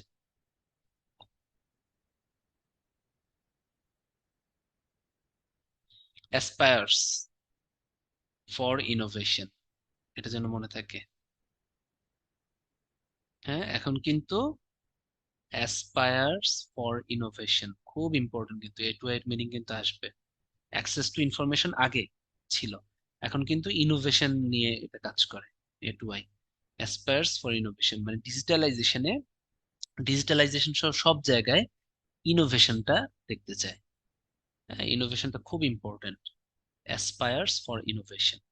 তো যাই হোক, আগে যখন A2I মানে অ্যাক্সেস টু ইনফরমেশন ছিল, ওইটার উদ্যোগে একশপ তৈরি হয়েছিল আর কি, সহজে। কারণ হচ্ছে বাংলাদেশ ডিজিটালাইজেশন সময় অনেকগুলো প্ল্যাটফর্ম আসলে হাতে নেওয়া হয়, তো ওইটার একটা A2I এর ইসে, যে বিভিন্ন ধরনের করা যাবে আর কি, ঠিক আছে। একশপে 10 লাখের বেশি পণ্য থাকবে, এই যে দেখেন, ইউনিয়ন ডিজিটাল সেন্টার থেকে একশপের মাধ্যমে পণ্য আয় ক্রয় করা যাবে, ঠিক আছে। স্বল্প পরিসরে চালু আছে, খুব যে চালু আছে সেটা না। হুম, ইমেইল, হ্যাঁ, ইমেইল আবিষ্কার করে হচ্ছে টমলিসন, এটা পরীক্ষায় আসে। ইমেইল হচ্ছে টমলিসন আবিষ্কার করে, ঠিক আছে। দেখি তো মনে আছে নাকি আপনাদের, ইমেইল চালু করার জন্য বা চালানোর জন্য নিচের কোন প্রোটোকলটা দরকার, চারটা অপশন দিব, চারটা অপশন দিব। HTTP, HTML, HTML, SMTP। Very good, very good. HTML কেন হবে? হ্যাঁ, এটার উত্তর হবে SMTP। SMTP এর ফুল মিনিং কি? Simple mail transfer protocol. তাহলে ইমেইলে যে প্রোটোকলটা ইউজ করা হবে, আপনি নামটা চারটা মুখস্থ করলেই তো হয়, মানে চারটাই। HTTP কি? Hyper text transfer protocol. HTML কি? হাইপার টেক্সট মার্কআপ ল্যাঙ্গুয়েজ, তাই না? আর ইন্টারনেট প্রোটোকল তো সবগুলোর জন্য, এগুলোর ভিতরে SMTP মানে কি? SMTP মানে হচ্ছে সিম্পল মেইল ট্রান্সফার প্রোটোকল। ও প্রোটোকল কি, কেন এই ক্লাস আপনাদের নেওয়া হয়েছে না? ইন্টারনেট প্রোটোকল বা আইপি, তাই না? এই প্রত্যেকটা দেশে যে এই যে ইন্টারনেট চলে, এগুলো তো একটা প্রোটোকল মেনে চলে, একটা আইন বা একটা রুলস মেনে চলে। তো এই প্রোটোকল বা রুলস ছাড়া ইন্টারনেট কিন্তু চলতে পারে না। তো ইন্টারনেট চলে সাধারণত সব থেকে পপুলার ইন্টারনেট প্রোটোকল হচ্ছে আইপি, এবং আইপিপির ভিতরে IPv4, এটা কিন্তু সব থেকে পপুলার ইন্টারনেট প্রোটোকল, তাই না? দুইটা ইন্টারনেট প্রোটোকল আছে আমরা জানি, একটা হচ্ছে IPv4, একটা IPv6। তো সব থেকে পপুলার কিন্তু মোস্ট পপুলার ইন্টারনেট প্রোটোকল মানে কি, এই ইন্টারনেট চলার বা ইন্টারনেট মানে ডেটা ট্রান্সফারের সব থেকে ইম্পর্টেন্ট মানে সব থেকে পপুলার ইন্টারনেট প্রোটোকল হচ্ছে IPv4 না, এই IPv4 সব থেকে পপুলার IPv6 এর থেকে, ঠিক আছে? এটা তো আপনাদের পড়ানো হয়েছে। তো ওর ভিতরে মেইল ট্রান্সফারের একটা প্রোটোকল আছে, ওটার নাম হচ্ছে SMTP। হ্যাঁ, সিম্পল মেইল ট্রান্সফার, তো আজকের পড়ানোর কথা না, আগের দিনের পড়ানোর কথা। হ্যাঁ, সিম্পল মেইল ট্রান্সফার প্রোটোকল, এটা হচ্ছে SMTP। হ্যাঁ, সিম্পল মেইল ট্রান্সফার প্রোটোকল, যেটা হচ্ছে ইমেল ট্রান্সফারের জন্য। এবার বলেন ইমেল গ্রহণের জন্য কোনটা দরকার? পুশ, পুল, পপ, SMTP? ইমেল গ্রহণের জন্য কোনটা দরকার? ভেরি গুড, গ্রহণের জন্য পপ না।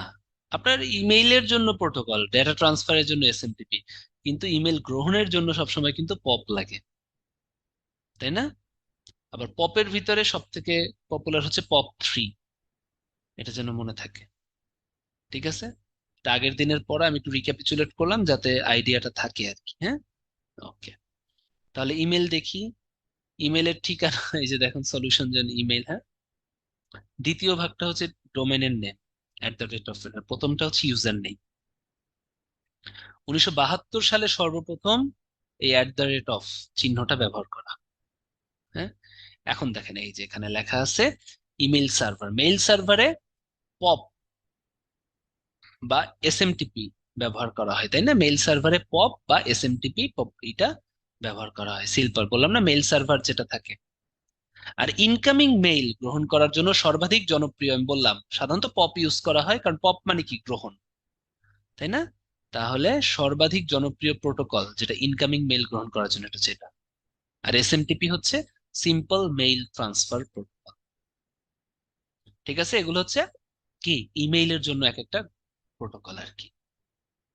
ঠিক আছে, মেইল সার্ভারে পপ বা এমএ বা SMTP প্রোটোকল ব্যবহার, SMTP টা হচ্ছে প্রেফারেবল, এটা থাকলে সবসময় প্রেফার দিবেন যে ডেটা ট্রান্সফার বা ইমেইলের জন্য সাধারণত কোনটা ব্যবহার করা হয়, SMTP। আর যদি বলে মেইল গ্রহণ করার জন্য, গ্রহণ করার জন্য কিন্তু পপ অলওয়েজ, কারণ পপ কথাটার মানেই হচ্ছে গ্রহণ, মানে পুল টাইপ আর কি। হ্যাঁ, পুল বলা হয় না এখানে, বলে পপ মানে গ্রহণ, ঠিক আছে? আর পপ গুলোর ভিতর সব থেকে জনপ্রিয় হচ্ছে POP3, এগুলো তো আসে।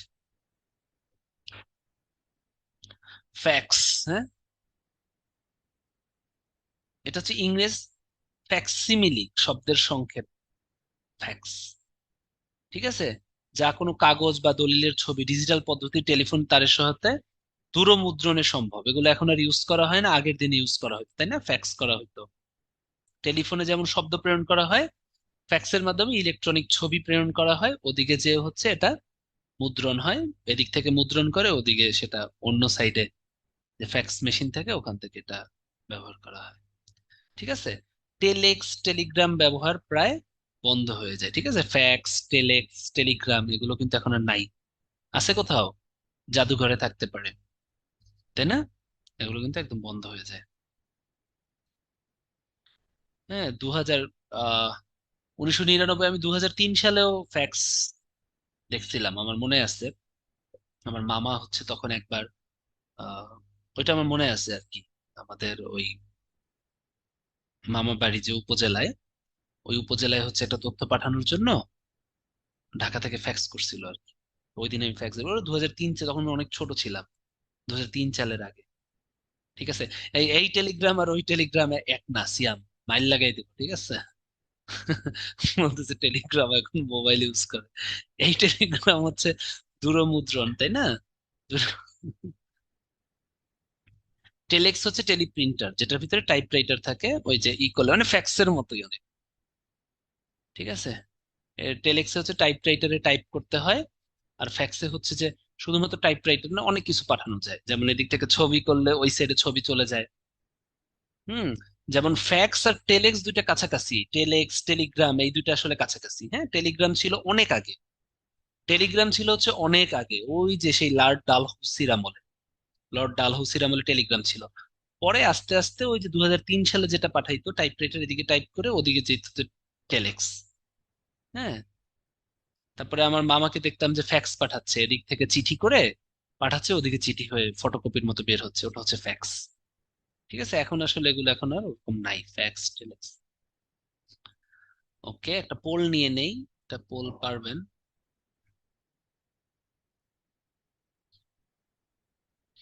ইনকামিং মেইল গ্রহণ করার জন্য, এটা কিন্তু একটু দেখেন, হ্যাঁ, ইনকামিং মেইল গ্রহণ করার জন্য সর্বাধিক জনপ্রিয় প্রোটোকল কোনটা? ইনকামিং মেইল বলছি কিন্তু, গ্রহণ করা, হ্যাঁ, আপনারা কিন্তু ভুল করেন, এই জন্য এটা কিন্তু ক্লিয়ার করলাম।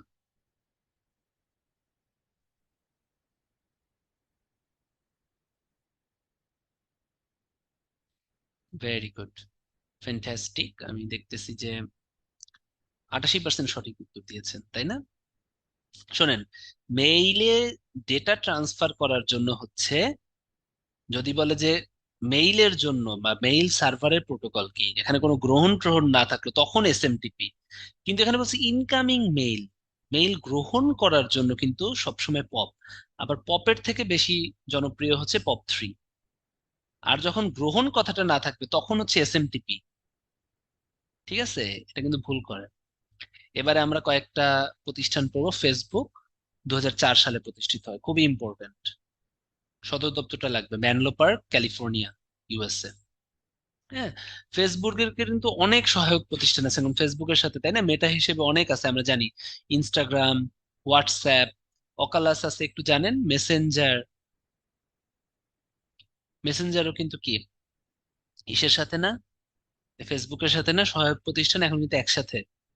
তারপর থ্রেডও মনে হয় এদের সাথে, ফেসবুকের সাথে। মানে ফেসবুক আপনি খুললে পরে আস্তে ফেসবুকের সেটিং এ গেলে দেখবেন নিচে নাম লেখা থাকে। হ্যাঁ, এগুলো কিন্তু সব ফেসবুকের সাথে। প্রতিষ্ঠাতা হচ্ছে মার্ক জাকারবার্গ, আমরা জানি। হ্যাঁ, পূর্বসূরি সাইট ফ্রেশ ম্যাচ দরকার নাই, আপনি হচ্ছে ম্যানলো পার্কে হচ্ছে এটা, ফেসবুক এত চালান। হুম, ঠিক আছে, ম্যানলো পার্ক, ক্যালিফোর্নিয়া, ইউএসএ।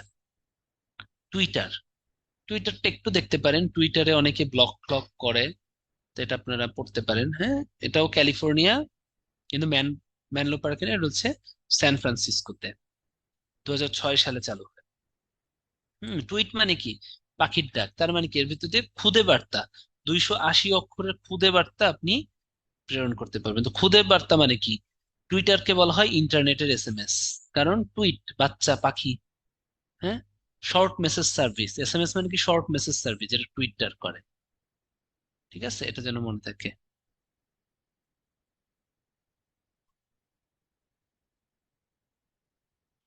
সেইটাই তো বললাম, এই জন্যই আমাদের হচ্ছে সদর দপ্তর কিছু লাগবে, বললাম না, এই জন্যই সদর দপ্তর গুলো ইম্পর্টেন্ট।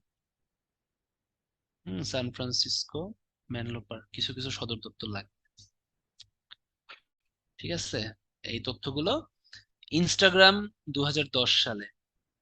হ্যাঁ, এটাও দেখেন ওই ফেসবুকের যেখানে, Menlo park, California, USA. LinkedIn দেখতে পারেন, মাউন্টেন ভিউ, ক্যালিফোর্নিয়া। এটা ওই বাইরে যারা পড়তে টড়তে চান, আমরা জানি লিঙ্কডইনের করা লাগে। হ্যাঁ, ইলন মাস্ক কিনে নিছে, এই জন্য আমি কিন্তু এখানে দেই নাই। দেখেন, আমি কিন্তু এই জন্য প্রতিষ্ঠাতাটা আপনাদের পড়াই নেই, এখানে লেখা আছে। হ্যাঁ, টুইটার আমরা জানি ইলন মাস্ক কিনে নিছে, কিন্তু এই জন্য কিন্তু আমি এখানে ওটা দাগাই নাই, কারণ এটা দরকার নাই। ঠিক আছে, ওটা আপনারা সাম্প্রতিকে পাবেন। লিঙ্কডইন এর রিডিং করবেন, হ্যাঁ, খুব বেশি ইম্পর্টেন্ট না। ক্যালিফোর্নিয়া, মাউন্টেন ভিউ খুব বেশি, মানে যেটা যেটা বললাম। ফেসবুক, কারণ যারা কোশ্চেন করতে যায়, ফেসবুক আপনি যদি না জানেন, এটা কিন্তু আসলে কি, অপরাধ। হ্যাঁ, ফেসবুকটা বেশি পড়বেন, টুইটার আসে, ইনস্টাগ্রামও খুব ইম্পর্টেন্ট, কারণ এগুলো যারা কোশ্চেন করবে তারা জানে। মিট মি, টেলিগ্রাম, এগুলো রিডিং জাস্ট, কারণ এত পড়ে কিন্তু মনে রাখা যায় না। ঠিক আছে, টেলিগ্রামটা ইউজ করতে পারেন। হ্যাঁ, এই টেলিগ্রামের জিনিস হচ্ছে এটা সুরক্ষা ফিচার, তাই না? ভাইরাস টাইরাস লাগে না, আপনার হচ্ছে খুব সুরক্ষার সাথে আপনার কাজ করতে পারেন, যা খুশি ডাউনলোড করতে পারেন টেলিগ্রাম দিয়ে, তাই না, সিনেমা টিনেমা, হ্যাঁ, ভিডিও টিডিও সব ডাউনলোড করা যায় আর কি। এটা হচ্ছে লন্ডনে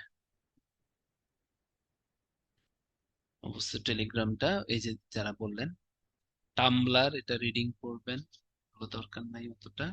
classmates very very important. Zoom cloud meeting, তাই না? Very very important. চালু হয় কত 2012 সালে। আপনারা কি অনেকেই ভুল করেন। রিসেন্টলি কবে যেন কোশ্চেন আসছে কি একটা সরকারি পরীক্ষায়, পোলাপান সব হচ্ছে কোভিড 19 2019 সালে ডিসেম্বরে কোভিড হলো, অনলাইনে সবাই জুম মিটিং করছে, সুন্দর মত দিয়েছে 2020 সালে চালু হয়। না, এর আগেও তো এটা চালু ছিল। San Jose California, US. Eric Yuan বা এরিক জুয়ান হচ্ছে কে বর্তমান সময়ের ভিডিও কনফারেন্সিং এর সব থেকে জনপ্রিয় সফটওয়্যার। এরিক জুয়ান করছে, 2012 সালে করছে। পিন্টারেস্ট রিডিং পড়বেন, না পড়লেও হবে। যেগুলো রিডিং বলবো এখানে আপনারা না পড়লেও হবে, সমস্যা নেই। ঠিক আছে। গুগল প্লাসের ব্যাপারটা অতটা দরকার নেই, সোশ্যাল নেটওয়ার্কিং সার্ভিস খুব বেশি মানুষ ইউজ করে না। ইউটিউব ভেরি ভেরি ইম্পর্টেন্ট, সব ইম্পর্টেন্ট। ঠিক আছে। George Hurley, Steve Chen, Jawed Karim, 2005 সাল। ওকে, এজন্য মনে থাকে। গুগলের অধীনস্থ প্রতিষ্ঠান হিসেবে কাজ করে, এটা দরকার নেই। ক্যালিফোর্নিয়া, স্যান ব্রুনো, ক্যালিফোর্নিয়াতে অবস্থিত, ইউএস ভিত্তিক একটা প্রতিষ্ঠান। এবং এই সালগুলো কিন্তু লাগবে, 2005 সাল। স্লোগানগুলো ফেসবুকের দেখবেন be connected, move fast and break things. ইউটিউবের ব্রডকাস্ট ইউরসেলফ, দুইটাই আসে। হ্যাঁ, আর যারা টিকটক পছন্দ করেন তারা এগুলো পড়তে পারেন, রিয়েল পিপল রিয়েল ভিডিওস, তাই না? টিকটক মনে রাখা কিন্তু ইজি। হ্যাঁ, এটার জন্য আমি আর দাগাচ্ছি না। টিকটকে তো সবাই রিয়েল ভিডিওই দেয়। Real people real videos, make every second connect. তাই না? টিকটকে যারা থাকে এভরি সেকেন্ড কানেকশনেই থাকে, বের হয় না, আর আজীবন টিকটকেই থাকে তারা। ঠিক আছে। ইনস্টাগ্রাম মনে রাখবেন, capture and share the world's moment, তাই না? ইনস্টাগ্রামে সাধারণত কি একটু পশ মানুষজন চালান, তাই না? যারা একটু অ্যাস্থেটিক ছবি তুলতে পছন্দ করেন, বা একটু গেলেন, হ্যাঁ, যে আপনার মনে হইলো যে আপনি দেখতে যেমনই হন সমস্যা নাই, হ্যাঁ, আপনি যেভাবেই থাকেন সেটা সমস্যা নাই, প্রকৃতিটাও যেমন থাকুক সেটাও সমস্যা নাই। আপনার ফোনটা যদি ফাটাফাটি থাকে, আপনি কিন্তু একটা অনেক এফেক্ট এফেক্ট দিয়ে, ইনস্টারও আলাদা এফেক্ট এফেক্ট দিয়ে একদম ক্যাপচার করে শেয়ার দ্য ওয়ার্ল্ডস মোমেন্ট করেন, তাই না? ইনস্টাতে কিন্তু ওই কাজেই করি। শুধু আপনারা, বড় বড় যারা সেলিব্রিটি আছে তারাও বলে একটা ইনস্টাতে ছবি তোলার আগে ওদের নাকি এমপ্লয়েস আছে, ওদেরকে দিয়ে ওই ছবি ওরা হচ্ছে ই করায়, ঘষা মাজা করায়, তারপরে দেয়। এটা হচ্ছে একদিন রিসেন্ট কে যেন বলতেছিল, আহ হ্যালি বেরি, হ্যালি হ্যালি বেরি না পেনেলোপে ক্রুজ, রিসেন্ট একটা দেখতেছিলাম, ওটাতে তারা বলছে যে ইনস্টাগ্রামে আমাদের ছবি আর নর্মাল মানুষের ছবি দিয়ে চিন্তা করার দরকার নাই। কারণ ওদের, ওর নাম কি, এমপ্লয়িজ থাকে অনেক টাকা দিয়ে, হ্যাঁ, যারা শুধু ইনস্টাগ্রামে ছবির জন্যই হচ্ছে বরাদ। ওকে, তাই আপনারটা আমারটা কিন্তু সেম হবে না। তো যাই হোক, ক্যাপচার যেহেতু ছবি দেন, মনে রাখবেন capture and share the world's moment. Real people real videos. হ্যাঁ, YouTube broadcast yourself, Facebook be connected, move fast and break things. ঠিক আছে, বাকিগুলো অতটা দরকার নেই। আইবিএম, এই লাইনটা খুব আসে। হ্যাঁ, ইন্টারন্যাশনাল বিজনেস মেশিনস কর্পোরেশন, এটা হচ্ছে যুক্তরাষ্ট্রের বৃহত্তম কম্পিউটার নির্মাতা প্রতিষ্ঠান। ঠিক আছে। সদর দপ্তরটা একটু পড়তে পারেন, আরমন্ড, নিউ ইয়র্ক, ইউএসএ। প্রতিষ্ঠাতা দরকার নেই। আইবিএম কে বলা হয় বিগ ব্লু। হ্যাঁ, এরা হচ্ছে কম্পিউটারের হার্ড ডিস্ক গুলো ম্যাক্সিমাম নির্মাণ করে। এছাড়া সফটওয়্যার, না, মেইনলি হচ্ছে হার্ড ডিস্ক গুলো, যেমন ATM, hard disk, floppy disk, dynamic RAM, এগুলো ইউজ করে। ঠিক আছে, খুব দরকার নেই। বড় প্রতিষ্ঠান হচ্ছে আমেরিকা ভিত্তিক আর কি।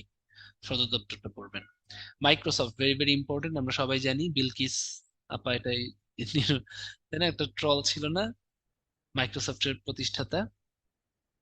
হুম, হ্যাঁ, বিল গেটস আর হচ্ছে পল এইলেন। হ্যাঁ, রেডমন্ড, ওয়াশিংটন, ইউএসএ। ঠিক আছে। মাইক্রোসফট কম্পিউটারের এরা কিন্তু মূলত কি মাইক্রোসফট সফটওয়্যার, কিন্তু এরা কিন্তু ইদানিং হার্ডওয়্যারও নির্মাণ করে। যেমন ওদের একটা মাইক্রোসফট মাউস আছে, এটা কিন্তু ওদের হার্ডওয়্যার, তার ওরা কিন্তু শুধু সফটওয়্যার ইউজ করে না, এটা কিন্তু পরীক্ষায় আসছিল যে মাইক্রোসফট কি নির্মাণ করে, সফটওয়্যার এন্ড হার্ডওয়্যার উভয়। উত্তর কিন্তু হবে উভয়। হ্যাঁ, মাইক্রোসফট দেখো তো, ওরা কিন্তু মাইক্রোসফট মাউস ইউজ করতে মানে নির্মাণ করতেছে। ঠিক আছে। মাইক্রোসফটের যে সার্চ ইঞ্জিন ওটার নাম হচ্ছে বিং। হ্যাঁ, মাইক্রোসফটের সার্চ ইঞ্জিন কিন্তু বিং। এই জন্য আপনারা গুগলের ভিতর গুগল সার্চ ইঞ্জিন তো যান, কিন্তু দেখবেন উপরে কিন্তু অনেকগুলো সার্চ ইঞ্জিন আছে, ask.com, বিং, থিং, অনেক, ওগুলো অথবা ইউজ করা হয় না। কিন্তু বিংটা কিন্তু মাইক্রোসফটের সার্চ ইঞ্জিনের নাম, এটা কিন্তু খুব ইম্পর্টেন্ট, আপনি পাবেন। ঠিক আছে, গুগল ক্রোমে উপরে কোনায় পাবেন আপনি।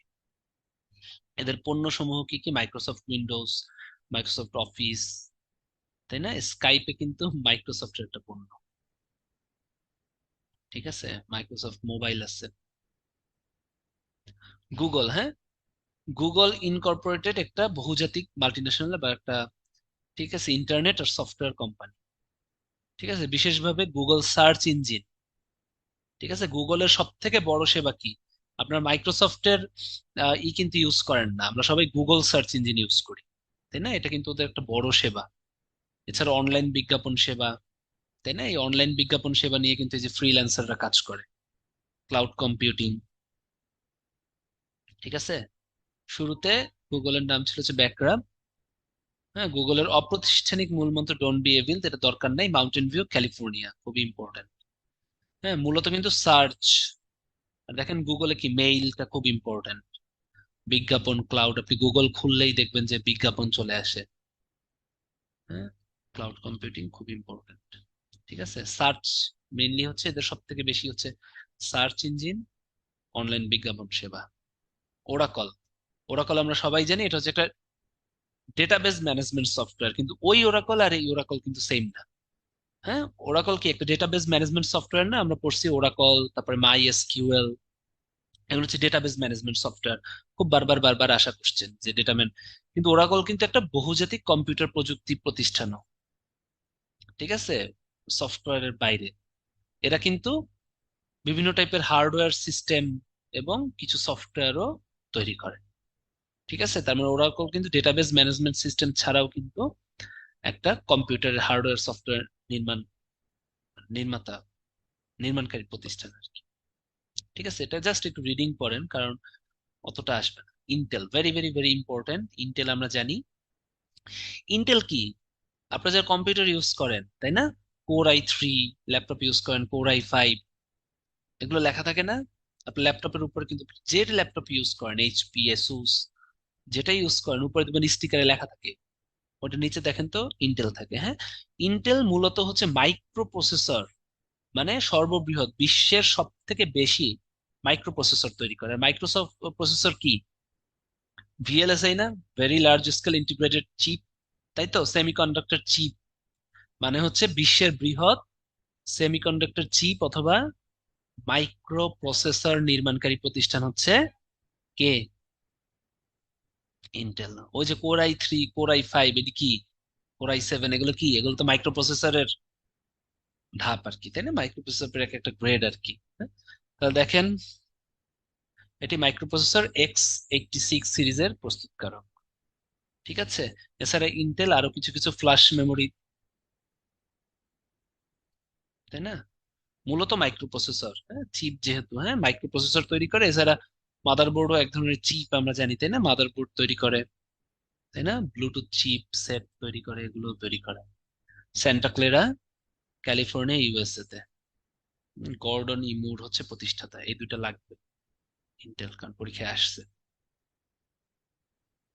আপেল, হ্যাঁ, আপেল কি? বর্তমান সময় আলোচিত বহুজাতিক তথ্য প্রযুক্তি নির্মাণ প্রতিষ্ঠানের মধ্যে অ্যাপল হচ্ছে অন্যতম, তাই না? এটা তাহলে অ্যাপল যেহেতু এত ক্রেজ চলতেছে, আপনারা সরকারি চাকরি পাওয়ার পরে কিছু কিনেন আর কি কিনেন, সবাই অ্যাপেলের সেট আছে, আপনি দেখবেন। হ্যাঁ, 3 মাস 4 মাসের টাকা জমায় হলেও আপনি অ্যাপেলের সেট কিনবেন।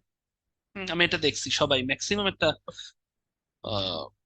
অ্যাপল কেনার প্রতি একটা টেন্ডেন্সি থাকে। সবারই থাকবে। লাগলে ভাত টাত খাবেন না, তাও বেতন জমায় অ্যাপেল কিনবেন, এরকম আছে, মানে অ্যাপেলের প্রতি এত ক্রেজ। হ্যাঁ, কারণটা কি একটু বলি, সেটা হচ্ছে অ্যাপল যে ফোন, এটা আসলে অনেক ফাস্ট, আমি নিজে ইউজ করি। মানে খুব বেশি সার্ভিস যে আপনি পাবেন সেটা না, এবং অনেক কিছু যেমন এই সিনেমা টিনেমা আপনার মনে অ্যানিমেল ট্যানিমেল দেখে ফেলছেন তাই না, সিরিজ টিরিজ যেগুলো হয়, ইভেন নেটফ্লিক্সও এই অ্যাপলে ইউজ চালাইতে সমস্যা। হ্যাঁ, আমি কিন্তু অনেক ফাস্ট কাজ পছন্দ করি, এই জন্য আমি নেটফ্লিক্স যে একটা থেকে নিছি, আমি মাসে 1400 টাকা দিই শুধু নেটফ্লিক্সে আমারটাই চালানোর জন্য, কারণ ওরা হচ্ছে অনেক ফাস্ট সার্ভিস দেয়। কিন্তু তারপরেই অ্যাপল ফোনে কিন্তু ঠিকঠাক দেখা যায় না, ওটা একটা অ্যান্ড্রয়েড আলাদা কিনতে হয়েছে, বুঝতে পারছেন? মানে অ্যাপলে কিন্তু অনেক প্রাইভেসি বা হচ্ছে অনেক সিকিউরিটির ব্যাপার স্যাপার থাকে। তারপরেও অ্যাপেল কেন, বিকজ অ্যাপেলের হচ্ছে ডিউরেবিলিটি অনেক ভালো। আমার ফোনটা 2 বছর হয়ে গেছে প্রায়, 2 বছর এখনো হয় নাই। 2022-এর এপ্রিলে কেনা ছিল 13 প্রো ম্যাক্স। 22 তার কত, 22 থেকে 23, 23 থেকে 24, এখন 2 বছর হয় নাই। তারপরেও কিন্তু ব্যাটারি হেলথ দেখলাম যে 93% আছে, প্লাস হাট থেকে এতবার পড়ছে এখন পর্যন্ত ভাঙে নাই। ঠিক আছে, তাই বলে আপনারা কিন্তু করবেন, ঠিক আছে, যত্ন সহকারে চালাবেন, ঠিক আছে, কোনো করা যাবে না। হ্যাঁ, ওকে। তো ওই দেখেন অ্যাপল এত জনপ্রিয়, so এখান থেকে কিন্তু কোশ্চেন আসতে পারে। তো প্রতিষ্ঠাতা আমরা জানি স্টিভ জবস, তাই না? এটা না জানলে আপনাদের আসার দরকার নেই, সবাই জানি আমরা স্টিভ জবস। যারা না জানেন জেনে নেন, খুবই দরকার, এটা জানা খুব দরকার। স্টিভ জবস হচ্ছে অ্যাপলের প্রতিষ্ঠাতা। স্টিভ ওজনায়েক আর হচ্ছে রোনাল্ড ওয়েন, এটা দেখেন। উদ্ভাবন কি আইফোন, ম্যাকবুক, তাই না? Software iOS, iPod, iPad, Apple TV S x কি, আই ডোন্ট নো, আপনারা যদি জানেন জানেন, তাই না? আমি জানি না। ঠিক আছে, কুপারটিনো, ক্যালিফোর্নিয়া ইউএসএ, এটা কিন্তু খুব ইম্পর্টেন্ট, কুপারটিনোতে হচ্ছে অ্যাপলেরই। ঠিক আছে, অ্যাপল স্টোর থাকে তাই না, আপনাদের যেমন গুগল প্লে স্টোর থাকে, ওখানে অ্যাপল স্টোর থাকে। হ্যাঁ, আইবুক স্টোর থাকে, আই ক্লাউড থাকে, যেখানে আপনি আপনার ছবি টবি জমা রাখতে পারবেন। অ্যাপল মিউজিক থাকে, বাট অ্যাপল মিউজিকে আপনি যে গান পছন্দ করেন সব গান আপনি খুঁজে পাবেন না, খুব মেজাজ খারাপ হয় মিউজিক চালাইতে। ঠিক আছে, ওকে। ইয়াহু, হ্যাঁ, ইয়াহু হচ্ছে বৃহৎ ইন্টারনেট ভিত্তিক বাণিজ্যিক প্রতিষ্ঠান। পূর্ণরূপটা কিন্তু লাগবে। হ্যাঁ, দেখেন, Y, yet another hierarchically organised oracle. মজা না? Yet another hierarchically organised oracle. ঠিক আছে, একবার দেখবেন, অপশন দেখলেই পারবেন। এটাও ক্যালিফোর্নিয়া ইউনাইটেড স্টেটসে সান ভ্যালিতে, সানিভেল না কি যেন যে একটার নাম, জেরি ইয়াং, কিন্তু খুবই ইম্পর্টেন্ট, জেরি ইয়াং আর David Filo, Jerry Yang David Filo প্রতিষ্ঠাতা লাগবে। ইয়াহু কিন্তু দেখেন ওই যে গুগল সার্চ ইঞ্জিনের থেকে কিন্তু ইয়াহু সার্চ ইঞ্জিন কিন্তু অনেক বেশি পপুলার ছিল এক সময়। এখন গুগল ইউজ করি, কিন্তু আমরা কিন্তু ইয়াহু দিয়েও কিন্তু সার্চ করতাম ওয়ান্স আপন এ টাইম। ইয়াহু মেইল, এটাও খুব ইম্পর্টেন্ট। সার্চ ইঞ্জিন কিন্তু আমরা অনেকগুলো পড়লাম, দেখেন তো। মাইক্রোসফটের হচ্ছে বিং, গুগলের গুগল আছে, ইয়াহুরও কিন্তু সার্চ ইঞ্জিন আছে, বাংলাদেশেরও একটা সার্চ ইঞ্জিন আছে, পিপিলিকা। এবারে বলেন সার্চ ইঞ্জিনের জনক কে? টমলিসন, Douglas Engelbart, Martin Cooper, mister এমটাজ। Tomlinson, Martin Cooper, Douglas Engelbart, এমটাজ। না না, সার্চ ইঞ্জিনের জনক কিন্তু মিস্টার এমটাজ। এমটাজ, এমটাজ, এটা কিন্তু পরীক্ষায় আসে। হ্যাঁ, টমলিসন হচ্ছে ইমেইলের জনক, ডাব্লিউ ডাব্লিউ ডাব্লিউর জনক হচ্ছে টিম বার্নার্স লি। এই কয়টার জনক সবসময় ঠোঁটস্থ থাকতে হবে, কারণ বারবার আসে, 10 জায়গায় পরীক্ষা দিলে 20 জায়গায় কমন পাবেন। ডাব্লিউ ডাব্লিউ ডাব্লিউ ইমেইল, আর হচ্ছে কি আপনার কি যেন বললাম, সার্চ ইঞ্জিন, এবং প্যাচ লাগে, এই তিনটাতেই প্যাচ লাগে, এবং এই তিনটাই আসবে। ঠিক আছে, এটা মাইল লাগানো দরকার না, এটা কি আজকের পড়া? লিখে দেন একটু, দাঁড়াও, লিখে দিচ্ছি। ভালো তো,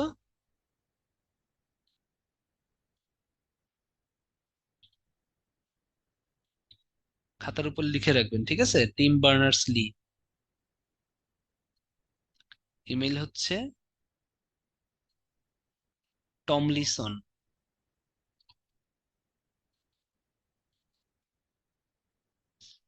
সার্চ ইঞ্জিন হচ্ছে এমটাচ। হ্যাঁ, মোবাইল ফোন হচ্ছে মার্টিন কুপার। হুম। আর আরেকটা যে বলছিলাম, অ্যাঞ্জেল ডগলাস অ্যাঞ্জেলবার্ট, ওটা হচ্ছে মাউস। থাক, ওই দুটো এখন দরকার নেই, তাহলে প্যাঁচাই যাবে। এই তিনটায় যেহেতু প্যাচ লাগে বেশি আসে, এই তিনটায় আমি বললাম। এইচটিএমএল হচ্ছে hyper text markup language. Just নামটা পড়লেই হবে, হ্যাঁ। এটা হচ্ছে ল্যাঙ্গুয়েজ আর কি।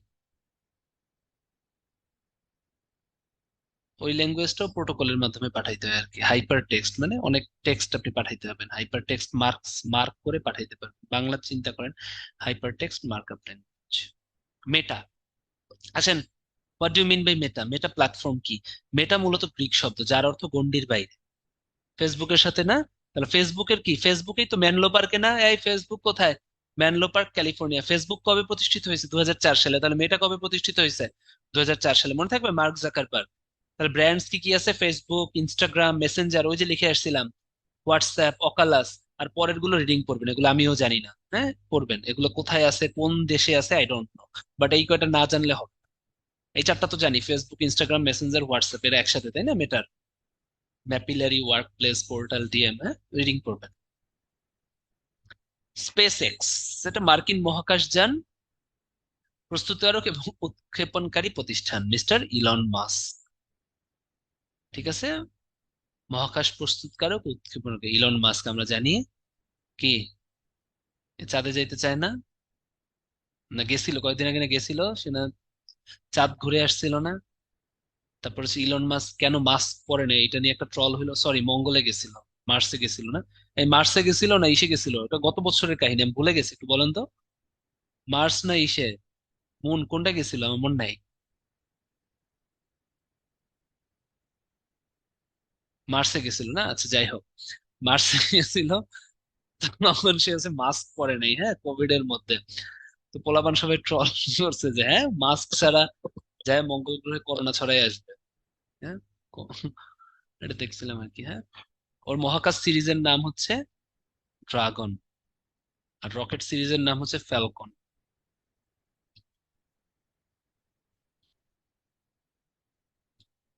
এই গুগলের সদর দপ্তর কোথায়, মনে আছে?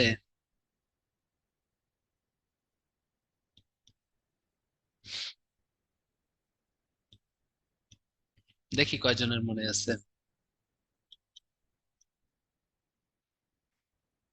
ভেরি গুড, এটা মাউন্টেন ভিউ ছিল। ক্যালিফোর্নিয়া তো মনে আছে। ঠিক আছে, তাহলে কোনটা দেখেন, ক্যালিফোর্নিয়া যদি মনে থাকে তাহলে মেনলো পার্ক তো না, বা মেলানো পার্ক না।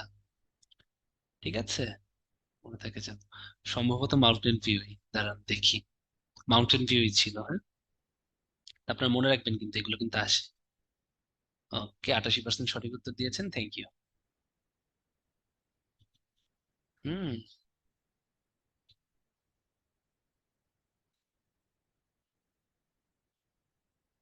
ভেরি গুড, হ্যাঁ, মাউন্টেন ভিউ। ঠিক আছে, কিছু সদর দপ্তর একটু কষ্ট করে মনে রাখতে হবে, যেগুলো ক্যালিফোর্নিয়া, গুগল, ফেসবুক আমি তো বললাম। হ্যাঁ, ফেসবুকটা আশা করি আর ভুলবেন না। এগুলো একটু মনে রাখতে হবে। ওরাকল দরকার নাই।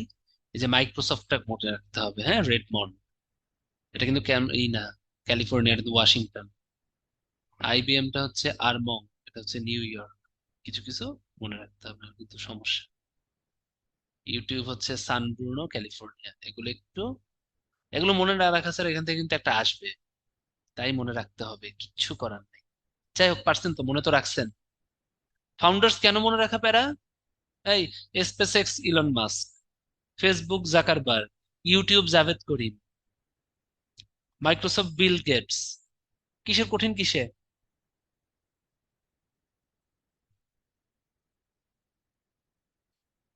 পড়তে হবে, হ্যাঁ, মনে রাখতে হবে। ইয়াহু কেন মনে রাখা যাবে না? ইয়াহু ওয়াই ছিল না? এদিকে দেখো, জেরি ইয়াং আছে, ওয়াই আছে। আমি এভাবে মনে রাখতাম। ঠিক আছে, অ্যাপল স্টিভ জবস, এটা তো সবাই পারে। হ্যাঁ, ইন্টেলের হচ্ছে গর্ডনি মুর। আরে হয়ে যাবে, আপনার ব্রিলিয়ান্ট আছেন, এগুলো খুব বেশি কঠিন কিছু না। আর একবার পড়াই দিলাম তো, প্রথম দিন কঠিন লাগবে, বাট এখন নিজে শোনেন। কোচিং এর একটা উদ্দেশ্য কি জানেন? আপনাদের ইনিশিয়েট করে দেয়া। পেসমেকারের কাজ কি? আমাদের হার্টে একটা পেসমেকার আছে, আর্টিফিশিয়াল পেসমেকার, এসএ নোড বলা হয়, হ্যাঁ, সাইনোয়াট্রিয়াল নোড, যেটা হচ্ছে রাইট অ্যাট্রিয়ামে থাকে, যেখানে হচ্ছে গিয়া আপনার সুপিরিয়র ভেনা কাভে এসে মিলিত হয়। ওইখানে হচ্ছে আপনার সাইনোয়াট্রিয়াল নোডটা থাকে, তো ওইটা হচ্ছে ইনিশিয়েট করে। ওইটা ইনিশিয়েট করার পর কিন্তু সমগ্র হার্টটা আপনার হচ্ছে সংকোচন প্রসারণ বা সিস্টল ডায়াস্টল হয়।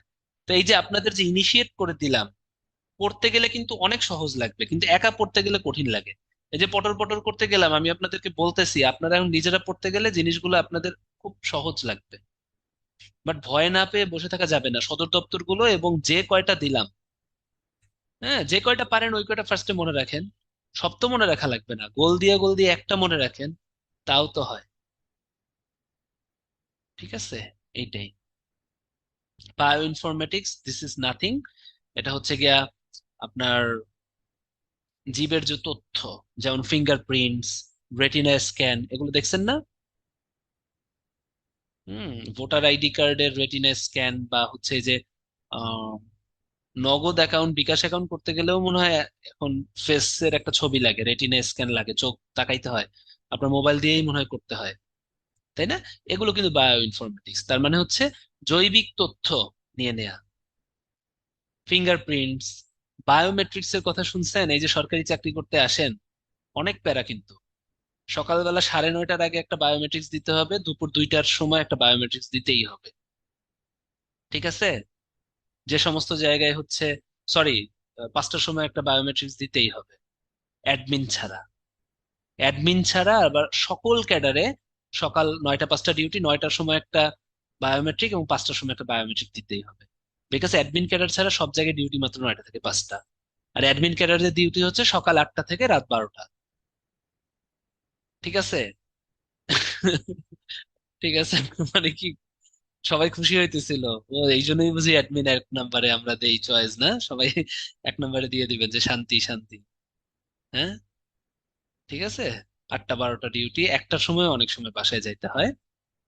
শুক্রবার শনিবার কিছু নাই।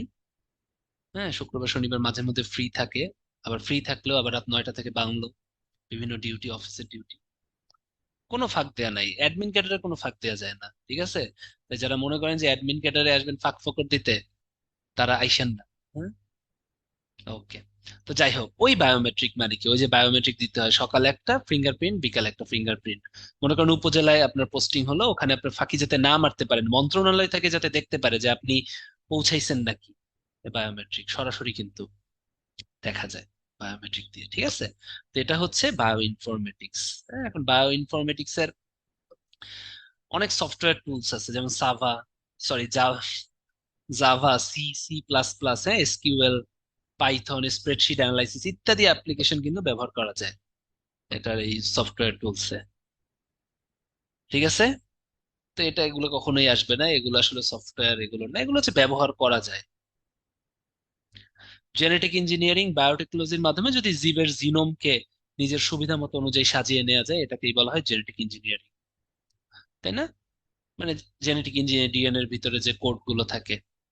ন্যানো প্রযুক্তি, ন্যানো প্রযুক্তিতে সাধারণত 1 ন্যানোমিটার থেকে ইটা ইটা আসে। হ্যাঁ, 1 ন্যানোমিটার থেকে 100 ন্যানোমিটারের মধ্যে কাজ করা হয়। এটাতেও কিন্তু কম্পিউটারের সফটওয়্যার ইউজ করা হয়। ঠিক আছে? কোথায় কোথায় ইউজ করা হয় দেখেন, nano transistor, nano diode, plasma display, তারপরে আরো কি, হ্যাঁ, ন্যানো মাইক্রো রোবোটিক্স ইউজ করা যেতে পারে, ন্যানো মাইক্রো প্রসেসরও আমরা ন্যানো প্রযুক্তিতে ইউজ করতে পারি, কিন্তু এটা কিন্তু খুব দরকার। একটা হচ্ছে 1 ন্যানোমিটার থেকে 100 ন্যানোমিটারের মধ্যে সাধারণত এই ন্যানো প্রযুক্তি কাজ করে, অনেক ছোট। এই প্লাজমা সিস্টেমটা হচ্ছে সাধারণত বিশুদ্ধ করতে, হ্যাঁ, মেডিসিন বিশুদ্ধকরণ, স্টেরিলাইজেশন, ওয়াটার পিউরিফিকেশন ইউজ করা হয়। মেডিসিন প্রযুক্তিতেই ন্যানো পার্টিকেলটা খুব, ন্যানো প্রযুক্তি খুব বেশি ইউজ করা হয়। ফার্মাসিউটিক্যালসে যারা চাকরি করে অথবা যারা ফার্মেসি পড়েছেন, তারা অনেক এটা জানতে পারবেন। মহাকাশ গবেষণা তেমন কিছুই না। বাংলাদেশে 2018 সালের 11 মে বিশ্বের 57তম বঙ্গবন্ধু স্যাটেলাইট 1 নামে নিজস্ব স্যাটেলাইট উৎক্ষেপণ করে। এটা তৈরি করে কে? ফ্রান্সের প্রতিষ্ঠান থ্যালেস অ্যালেনিয়া স্পেস, তাই না? আর যুক্তরাষ্ট্রের ফ্লোরিডায় অবস্থিত কেনেডি স্পেস সেন্টার থেকে ফ্যালকন 9 রকেটে করে এই স্যাটেলাইটটি কিন্তু পৃথিবীর বাইরে পাঠানো হয়। ঠিক আছে? তাহলে দেখেন, তিনটা দেশ সাহায্য করে, ফ্রান্সের প্রতিষ্ঠান হচ্ছে এটা তৈরি করে। ঠিক আছে?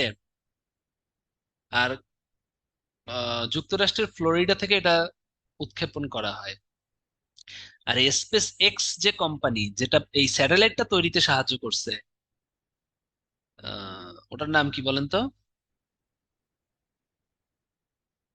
ফ্রান্সের কোম্পানিটা হচ্ছে এটা তৈরি করে। আর এই যে উৎক্ষেপণ করে যে কোম্পানিটা স্পেস এক্স, এটা কোন দেশি কোম্পানি বলেন তো? উৎক্ষেপণ তো করছে যুক্তরাষ্ট্রের ফ্লোরিডা থেকে, কিন্তু স্পেস এক্স কোন দেশি company? Very good, Russia.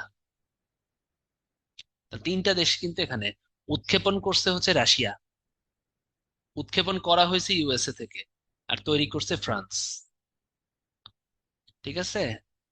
Russia হচ্ছে উৎক্ষেপণ করছে, রাশিয়ার কোম্পানি। কিন্তু আলটিমেটলি সব টাকা পয়সা কিন্তু আমরাই দিছি।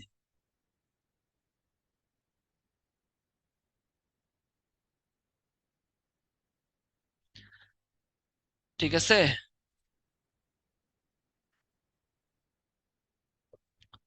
এবারে হচ্ছে আপনাদের জন্য কোশ্চেন, সেটা হচ্ছে, একটা ব্রেক নিয়ে নেই।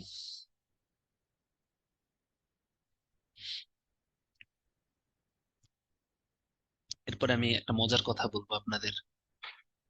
ঠিক আছে? ব্রেক নিয়ে নেই, ব্রেকের পরে আমরা খুব মজার কথা বলবো। ঠিক আছে? যে আপনাদেরকে চাইলেই ম্যানিপুলেট করা যায়, এবং আপনারা হচ্ছে খুব কনফিডেন্টলি আপনাদের হচ্ছে গিয়ে মাইন্ড চেঞ্জ হয়ে যায় এবং মন চেঞ্জ হয়ে যায়।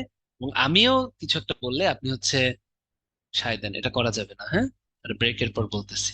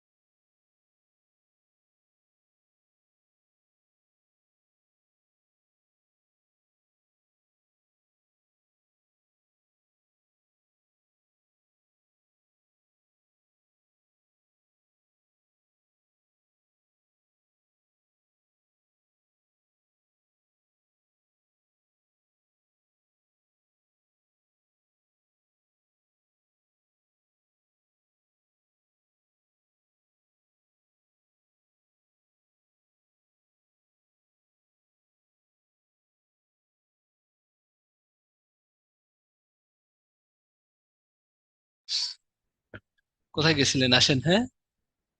ওকে, আসেন, হ্যাঁ, একটু মজা করি আপনাদের সাথে। সেটা হচ্ছে মানে এটা খুব কমন একটা ভুল, হ্যাঁ। এই বঙ্গবন্ধু এক হচ্ছে উৎক্ষেপণ করতে রাশিয়া সাহায্য করছে, তাই হচ্ছে আমি বললাম যে কে করছে, থ্যালেসিস অ্যালেনিয়া। হ্যাঁ, যুক্তরাষ্ট্র ফ্লোরিডার তারপরে রাশিয়ার ফ্যালকন, তারপরে বললাম যে স্পেস এক্স কোন দেশি কোম্পানি। আপনারা চ্যাট বক্সে খুব সুন্দর মতো লিখে রাখলেন কি, সেটা হচ্ছে রাশিয়ার। তাই না? এই স্পেস এক্স না একটু আগে পড়াইলাম আমি। দেখেন তো, আপনার এখানে আমি বলার পর কোন দেশি কোম্পানি, সাথে সাথেই লিখছেন, একদম ফার্স্ট যে লেখাটা লিখছে রাশিয়া। আমি জানতাম এই জিনিস করবেন, এই কাজ করছেন, এবং আমি রাশিয়া বললাম।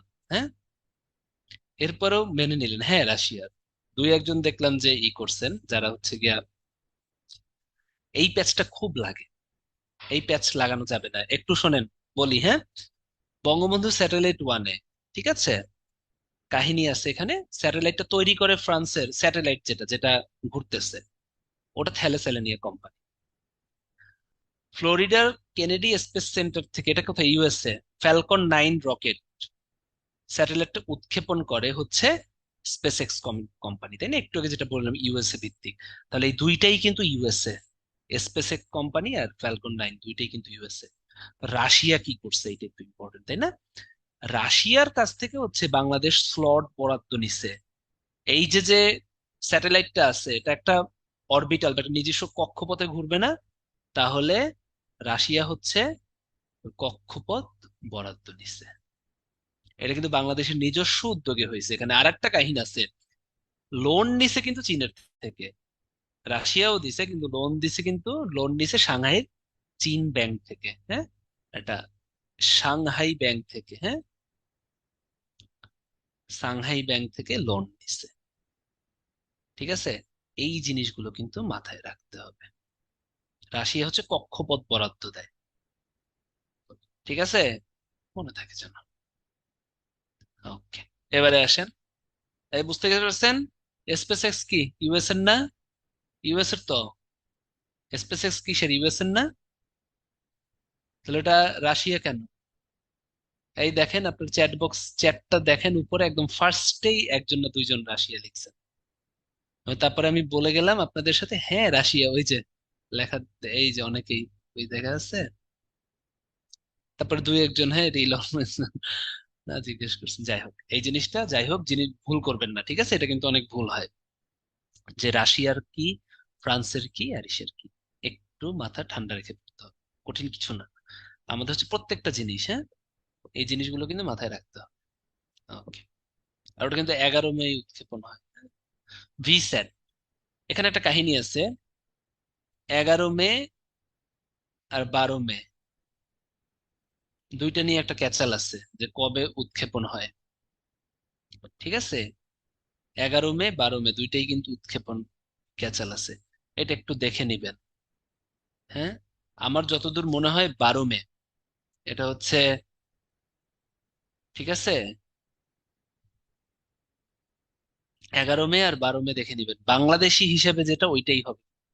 বাংলাদেশি হিসেবে সম্ভবত 12 মে। তাই 12 মেটা দেয়া প্রেফারেবল, তাই আমি হচ্ছে যে পি দিয়ে দিলাম। আমি হলে 12 মে দিতাম। হুম, কারণ আমরা তো আমাদের টাইমটা হিসাব করব, বাংলাদেশি টাইমে। আপনাকে যদি পরীক্ষা কোশ্চেন করে কত তারিখ, ডেফিনেটলি বলবে না যে আমেরিকার টাইমে কত তারিখ, বাংলাদেশের টাইমেই তো। ঠিক আছে, এই জিনিসটা যেন মনে থাকে। এটা আমি হলে 12 মে প্রেফার করবো আর কি, যেহেতু বাংলাদেশি টাইমে 12 মে, আমি 12 মে প্রেফার করবো। এখন আপনারা কোনটা প্রেফার করেন, এটা সম্পূর্ণ আপনাদের ইচ্ছা। ঠিক আছে।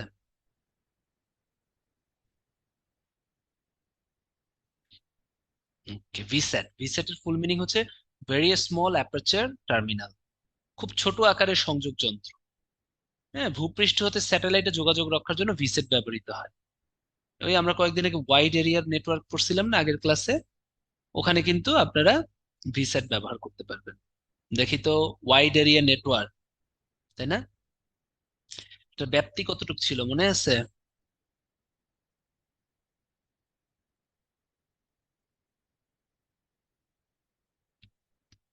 ওয়ান ল্যান, আরে ম্যান, ব্যাপ্তি ব্যাপ্তি আমি পড়ি নাই। আপনাকে প্রোটোকল জিজ্ঞেস করি নাই, স্ট্যান্ডার্ড জিজ্ঞেস করি। স্ট্যান্ডার্ডটা হচ্ছে আপনি যেটা বলতেছেন 106। Very good.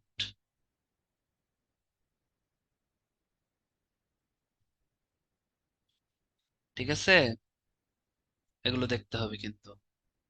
হ্যাঁ, ওই যে ওয়ানের ভিতরে, ওয়ানের নেটওয়ার্কে কিন্তু আমরা সাধারণত ইউজ করতে পারি।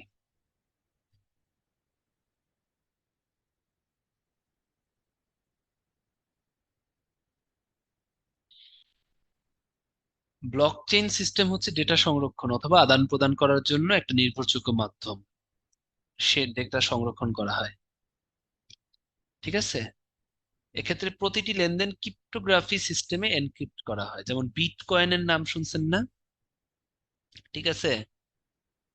হ্যাঁ, ব্লকচেইন প্রযুক্তি খুবই নির্ভুল কৌশল। লেনদেন, হ্যাঁ, লেনদেনকে ক্রিপ্টোগ্রাফি সিস্টেমে সংগ্রহণ করা হয়। ঠিক আছে, তাহলে এখান থেকে হচ্ছে ক্রিপ্টোগ্রাফি পড়তে হবে, হ্যাশিং পড়তে হবে। বিটকয়েন, ঠিটকয়েন, হ্যাঁ, অনলাইন লেনদেন, এগুলো হচ্ছে কি আপনার এই কি বলে ব্লক চেইনের উদাহরণ আর কি। তাহলে ব্লক চেইন থেকে কয়েকটা কথা পড়তে হবে। ক্রিপ্টোগ্রাফি, এই যে আছে ক্রিপ্টোগ্রাফি, হ্যাশিং প্রযুক্তি, হ্যাঁ, প্রতিটি ব্লকের মধ্যে এটা খুবই নিরাপদ একটা কৌশল আর কি। সামনে আমরা আবার পাবো। ব্লক চেইনে ব্যবহারকারী পরিচয় গোপন থাকে এবং প্রতি মুহূর্তে ডেটাগুলো আপডেট হওয়ার কারণে এখানে তথ্য চুরি বা দুর্নীতি হওয়ার কোনো ধরনের সুযোগ থাকে না, তাই না? নিরাপদ বললাম, তো এই কথাটা ফার্স্টে বুঝতে হবে, এটা হচ্ছে একটা নিরাপদ তথ্য ব্লক চেইনে রাখা যায়। তাহলে বিটকয়েন কি? বিটকয়েন কি টাকা পয়সা লেনদেন না? লেনদেনের ক্ষেত্রে এটা ইউজ করা যেতে পারে। ঠিক আছে, এইটাই, আর তেমন কিছু জানা লাগবে না। এটা কিন্তু বেশ পুরানো একটা প্রযুক্তি। হ্যাঁ, বর্তমানে ব্লক চেইন প্রযুক্তির মাধ্যমে শুধুমাত্র ক্রিপ্টোকারেন্সি যেটা আর কি, হ্যাঁ, ক্রিপ্টোগ্রাফিতে সংরক্ষণ করা হয়। তো ক্রিপ্টোকারেন্সি মানে কি, এইগুলো আর কি। হ্যাঁ, ভবিষ্যতে বলা যায় ভারত সাইবার নিরাপত্তা, তথ্য প্রযুক্তি, হ্যাঁ, গোয়েন্দা বিভাগে এগুলো ইউজ করা যেতে পারে।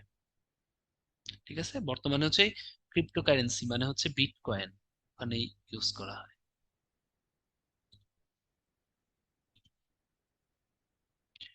এইচসিআই, human computer interaction.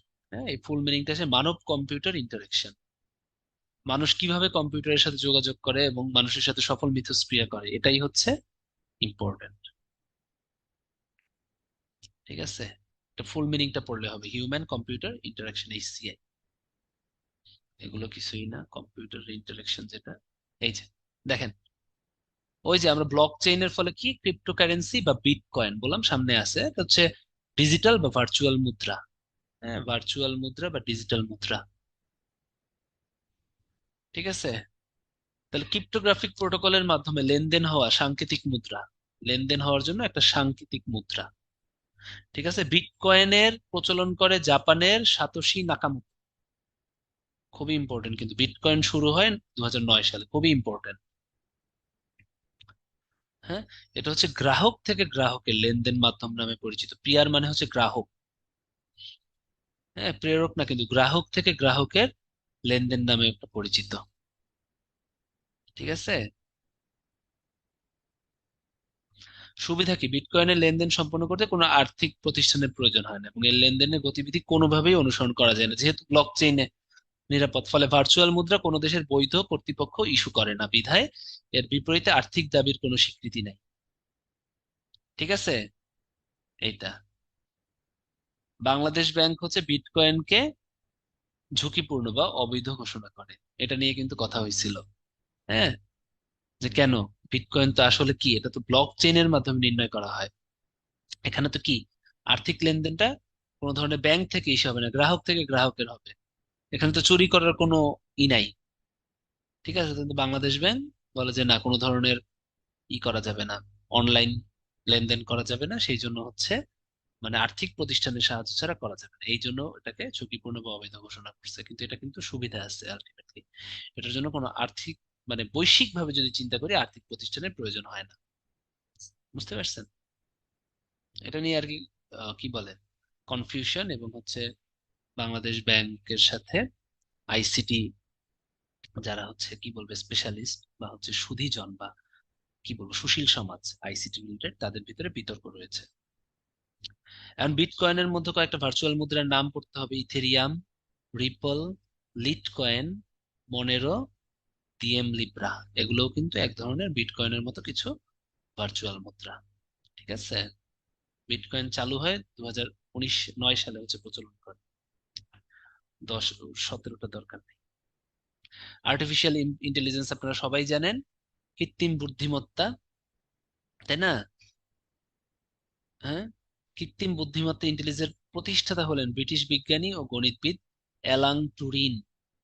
Mister Alan Turing, তাকে বলা হয় কৃত্রিম বুদ্ধিমত্তার স্বপ্নদ্রষ্টা। অ্যালান টুরিং, এতটুকু জানলেই হবে।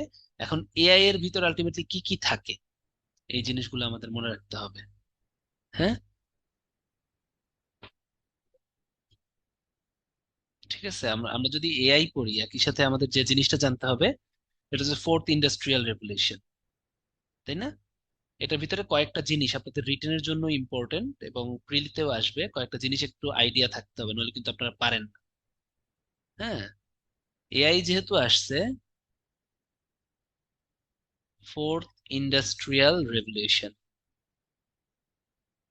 চতুর্থ শিল্প বিপ্লব, মানে এখানে কিন্তু যেমন ফার্স্ট শিল্প বিপ্লবটা ছিল হচ্ছে আপনার স্টিম, তারপরে দ্বিতীয় শিল্প বিপ্লবটা ছিল হচ্ছে মেশিনারি ইঞ্জিন, তাই না? প্রথমটা ছিল স্টিম ইঞ্জিন, তারপরে মেশিনারি ইঞ্জিন, তারপরে কি, তারপরে অটোমেটিক ইঞ্জিন আসলো, তাই না? এগুলোই কি এক একটা ইন্ডাস্ট্রিয়াল রেভলিউশন। তো পরবর্তীতে কি হলো, ফোর্থ ইন্ডাস্ট্রিয়াল যে মেশিন থাকবে, মেশিনের সাথে কি কি অ্যাড হবে? এআই বা আর্টিফিশিয়াল ইন্টেলিজেন্স। ফুল মিনিং তো আছেই। আর একটার ফুল মিনিং আছে আইওটি, এটা আপনারা পারেন না পরীক্ষায়। এটা হচ্ছে internet of things. Internet of things এর মিনিং হচ্ছে প্রত্যেকটা জিনিসের সাথে ইন্টারনেট লাগাই দিতে হবে। প্রত্যেকটা অবজেক্ট যেগুলো আছে এগুলো যাতে ইন্টারনেটের মাধ্যমে চলতে পারে, যেমন আপনার ফ্যানটা যাতে ইন্টারনেটের মাধ্যমে চলতে পারে, ঠিক আছে, আপনার এসিটা যাতে ইন্টারনেটের সাথে চলতে পারে, আপনার কলমটা যাতে ইন্টারনেটের সাথে চলতে পারে, আপনার ওয়াচটা যাতে ইন্টারনেট, এটা একটাকেই বলা হয় হচ্ছে ইন্টারনেট অফ থিংস। এটা কিন্তু খুব ইম্পর্টেন্ট। আর ফোর্থ ইন্ডাস্ট্রিয়াল রেভলিউশনে এআই আর আইওটি এই দুইটা খুবই ইম্পর্টেন্ট, মনে থাকে যেন। ঠিক আছে। রোবোটিক্স খুবই ইম্পর্টেন্ট। আর হচ্ছে ক্লাউড কম্পিউটিং। ক্লাউড কম্পিউটিং কি, অনেকগুলো কম্পিউটার একসাথে ইউজ করতে পারা, ওটাই তো ওই কম্পিউটার নেটওয়ার্কিং এরই একটা হচ্ছে ক্লাউড কম্পিউটিং। যে একা আপনি একটা কম্পিউটার কাজ করবে, সাথে সাথে অন্যান্য যে ডেটা যাতে যাইতে পারে। ঠিক আছে, অফিস অটোমেশন। হ্যাঁ, অফিসের ভিতরে অটোমেশন এবং, তাই না? ফোর্থ ইন্ডাস্ট্রিয়াল রেভলিউশনের একটা কি, একটা নেগেটিভ দিক কি, এটা যদি হয় তাহলে হচ্ছে আমাদের বেকার সমস্যা বাড়তে পারে, তাই না? কারণ হচ্ছে গিয়ে তখন ফিজিক্যাল হিউম্যানের তো দরকার নাই, এআই আইওটি এগুলো হলো। তো এই আর্টিফিশিয়াল ইন্টারনেট অফ থিংস এই দুটার ফুল মিনিং কিন্তু পরীক্ষায় আসে। ঠিক আছে। ক্লাসিফিকেশনটা এটা রিডিং পড়বেন, এটা কিছুই না, জাস্ট দেয়া। হ্যাঁ, ন্যারো এআই, জেনারেল এআই এগুলো তো দরকার নাই। ক্যাপাবিলিটিস এর ফাংশন দিয়া লিমিটেড থিওরি, এটা একদমই দরকার নেই। বাস্তব প্রয়োগ, তাই না? ম্যানুফ্যাকচারিং রোবোটিক্সে self driving cars, smart assistance, disease mapping, তাই না? Automated financial investment, social media monitoring. Hmm, আমরা এন্টারটেনমেন্টে দেখি এআই ইউজ করা হয়, তাই না? আমি কয়েকদিন আগে হচ্ছে চাঁদ সিফারিশ গানটা শান গাইছিল না, ওই সেম গান দেখলাম যে মোহাম্মদ রফি আর হচ্ছে গিয়ে কিশোর কুমারের কণ্ঠে এআই দিয়ে একদম হুবহু সেম। তারপরে মেহুনের একটা গান আছে না, তুমি জো मैंने देखा, আছে না, তুমি জো मैंने देखा, তুমি জো मैंने জানা, जो होश था वो तो गया। শুনছেন তো গানটা? শাহরুখ আর হচ্ছে সুস্মিতার। তো ওই গানটা দেখলাম সোনু নিগমের এআই দিয়ে বানায় ফেলছে, আপনার ইউটিউবে সার্চ দেন পাবেন। আমি হতবাক, এবং একই সিমিলার। ওকে। আসেন ভার্চুয়াল রিয়েলিটি, এগুলো কিছুই না, ভিআর মানে ভার্চুয়াল রিয়েলিটি। এগুলো আপনি ভাসানী নব থিয়েটারে দেখতে যাবেন, অথবা ওই যে সিনেমা চশমা টশমা পরে বসুন্ধরা সিটিতে 3D সিনেমা দেখেন না, এগুলো যে আপনি কিছু একটা পড়ে ভার্চুয়ালি দেখবেন কিন্তু রিয়েলিটি যাতে আপনার মনে হয়, এটার জন্য বিভিন্ন ডিসপ্লে, চশমা, হেডসেট, গ্লোবস এগুলো ইউজ করা যেতে পারে। ঠিক আছে, এগুলো রিডিং এর কিছু, এগুলো অতই না। অগমেন্টেড রিয়েলিটিও সেম। আপনি মনে করেন এর থেকে অগমেন্টেড মানে কি, আরো বেশি জিনিস অ্যাড করা, অগমেন্টেশন মানে হচ্ছে বৃদ্ধি করা, তাই না? যেমন পার্কে গাছ দোলাচ্ছে, কুকুরেরা বল তাড়া করতেছে, বাচ্চারা ফুটবল খেলতেছে। এই ধরনের ডিজিটাল অগমেন্টেশন কিন্তু আমরা দেখতে পাই।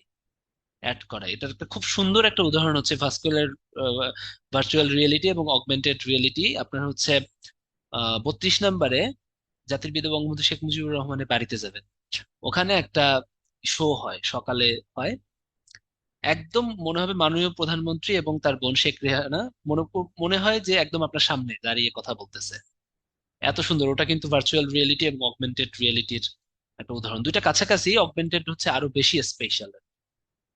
তো এআর এর ফুল মিনিংটা আসে, সেটা হচ্ছে অগমেন্টেড রিয়েলিটি, মনে থাকে যেন। ঠিক আছে।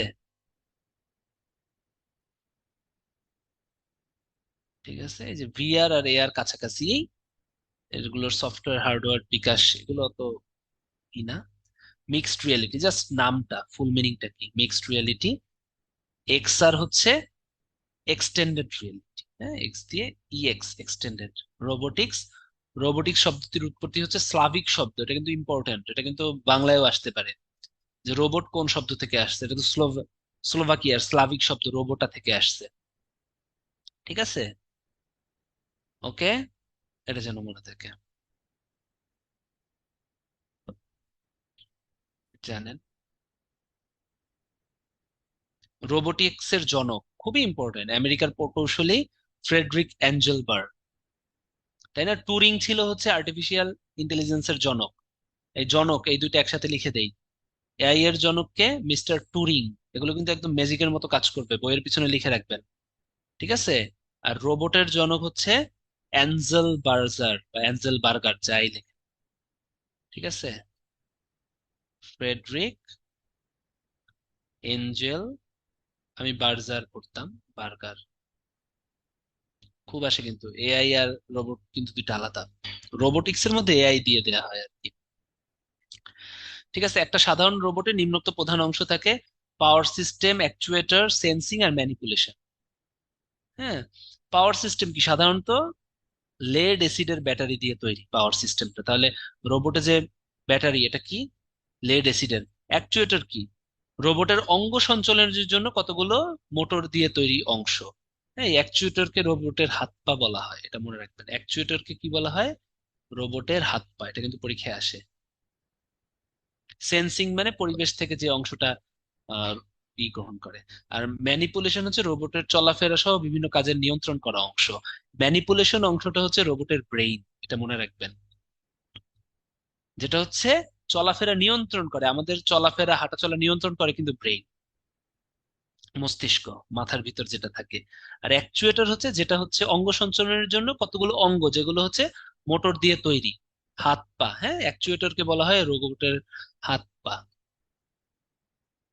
হ্যাঁ, হ্যান্ড, লেগ এগুলো। তাহলে রোবটে এই চারটা অংশ থাকে। আর রোবটের ব্রেইন হচ্ছে ম্যানিপুলেশন অংশ। তাই না? এটা দিয়ে হচ্ছে নিয়ন্ত্রণ করে। একটু বাণিজ্যিক কিছু রোবট নির্মাণ প্রতিষ্ঠান: ফানুক, এগুলো রিডিং পড়বেন। ইয়াসকাওয়া, হ্যাঁ, এটা কিন্তু দেখলে মনে হয় জাপানি, কিন্তু না, এটা কিন্তু আমেরিকার একটা প্রতিষ্ঠান, তাই এম দিলাম যাতে মনে থাকে। বোস্টন ডায়নামিক্স, এটা অতটা ইম্পর্টেন্ট না। আই রোবট, মানব রোবট। রোবট হিউম্যানওয়েড বা হিউম্যানয়েড প্রস্তুতকারী প্রতিষ্ঠান হচ্ছে জাপানের মুরাতা কোম্পানির মুরাতা বয়। সনিও কিন্তু রোবট তৈরি করছে, কিউরিও। আপনাদের বাইক হোন্ডা কোম্পানি তৈরি করছে আসিমো, এগুলো একটু রিডিং করবেন। স্যামসাং করছে রোবোরে। হ্যাঁ, এগুলো রিডিং করবেন, অতটা মনে থাকে না কিন্তু এই এম দিয়ে যেগুলো যেগুলো দিছি, এই পয়েন্ট গুলো পড়বেন। যেমন ইয়াস কাওয়াটা একবার আসতে দেখছি, আর এই মানব সদৃশ রোবট কোন কোম্পানি কোনটা করছে, এটা হচ্ছে অন্য পরীক্ষায় আসতে দেখছি। Robot Sophia, very very important. এটা হচ্ছে হংকং, চায়নার হংকং ভিত্তিক প্রতিষ্ঠান। হ্যাঁ, হংকং, চায়না আর কি। চায়না যদি থাকে চায়না দিবেন, আর চায়নারই একটা রাজ্য কিন্তু হংকং। কিন্তু চায়না আর হংকং যদি দুইটাই থাকে, প্রেফার করবেন হংকং। হংকং কিন্তু নিজেদের নিজেদের দেশ দাবি করে, কিন্তু না। হংকং কিন্তু চায়না, মানে হংকং কিন্তু নিজেদের নিজেদের দেশ দাবি করে, কিন্তু না। ওরা কিন্তু চায়নার একটা স্বায়ত্তশাসিত অঞ্চল। হ্যানসন রোবোটিক্স, মূল নির্মাতা খুবই ইম্পর্টেন্ট, কারণ বাংলাদেশে আসছিল ডেভিড হ্যানসন। হ্যানসন রোবোটিক্স যেহেতু, হ্যাঁ, হলিউডের ব্রিটিশ অভিনেত্রী অ্যান্ড্রে হেপবার্নের মতো করে করা হয়। হ্যাঁ, 2017 সালে রোবট সোফিয়াকে সৌদি আরবিয়ার নাগরিকত্ব দেয়া হয়। এরা 50 ধরনের ভাবভঙ্গি দেখাতে পারে। ঠিক আছে। এম এ কে এগুলো রিডিং করবেন, কিন্তু এম হচ্ছে রোবট সোফিয়া। হ্যাকিং, হ্যাঁ, সাইবার ক্রাইম অনেক কিছু আছে, হ্যাকিং আছে, ফিশিং আছে, হ্যাঁ। এর ভিতরে হ্যাকিং অনেক টাইপের: white hat hacker, black hat hacker, grey hat hacker. তিনটা নাম পড়বেন: সাদা, কালো, grey hat hacker. White hat hacker মানে যে হ্যাকিংটা ভালোর জন্য করা হয়, যেমন গোয়েন্দা সংস্থারা যা করে, হোয়াইট সাদা কাজের জন্য, তাই না, একটা অপরাধী ধরার জন্য। ব্ল্যাক হ্যাট হ্যাকার মানে হচ্ছে যারা দুষ্টামি করে, কারণ আপনার তথ্য চুরি করলো। গ্রে হ্যাট হ্যাকার মানে দুইটার কাছাকাছি। ঠিক আছে, জাস্ট নাম পড়লেই হবে, কিছু না। ফিশিং, ফিশিং মানে কি? ইউজারের ব্যক্তিগত বা স্পর্শকাতর তথ্য নিয়ে যাওয়া, এটাকে বলা হয় ফিশিং। মাছ ধরা, হ্যাঁ। আর স্পুফিং মানে হচ্ছে আর্থিক তথ্যাদি হাতিয়ে নেওয়া, হচ্ছে স্পুফিং। স্পুফিং আর কি, হ্যাঁ। স্পুফিং হচ্ছে আর্থিক তথ্যাদি, আর ফিশিং হচ্ছে ব্যক্তিগত তথ্যাদি, যেমন ব্যাংক বা ক্রেডিট কার্ডের তথ্য নিয়ে যাওয়া। ঠিক আছে, হ্যাঁ। আর স্নিফিং মানে হচ্ছে তারবিহীন লাইন দিয়ে স্নিফিং করা হয়। ঠিক আছে, ওকে। স্নিফিং মানে হচ্ছে যে কোনো ধরনের। স্প্যামিং মানে হচ্ছে যদি কেন ওই যে মেইলে যদি সাধারণত কিছু আসে, এটাই হচ্ছে স্প্যাম। স্প্যামিং এর ফুল মিনিংটা লাগে: স্টুপিড, পয়েন্টলেস, অ্যানোয়িং মেসেজ। হ্যাঁ, মেইলে যে অযাচিত যে মেইলের এসএমএস গুলো। ফিশিং মানে হচ্ছে মোবাইল টেলিফোন ভিত্তিক অডিও ব্যবহার করে ফিশিং করার পদ্ধতি। ফিশিং মানে কি? একটু আগে বললাম ফিশিং মানে ব্যক্তিগত তথ্যাদি চুরি। এখন ব্যক্তিগত ছবি চুরিটাকে বলা হয় ফিশিং, ভীষণ চুরি। হ্যাঁ, আবার এরকম সেম আর একটা জিনিস আছে, হ্যাঁ, ওটা হচ্ছে কি বললাম, ওটা হচ্ছে চুরি। ঠিক আছে। সাইবার বুলিং আপনারা জানেন, সাইবারে যদি কাউকে হয়রানি করা হয়, হুমকি দেওয়া হয়, এগুলো।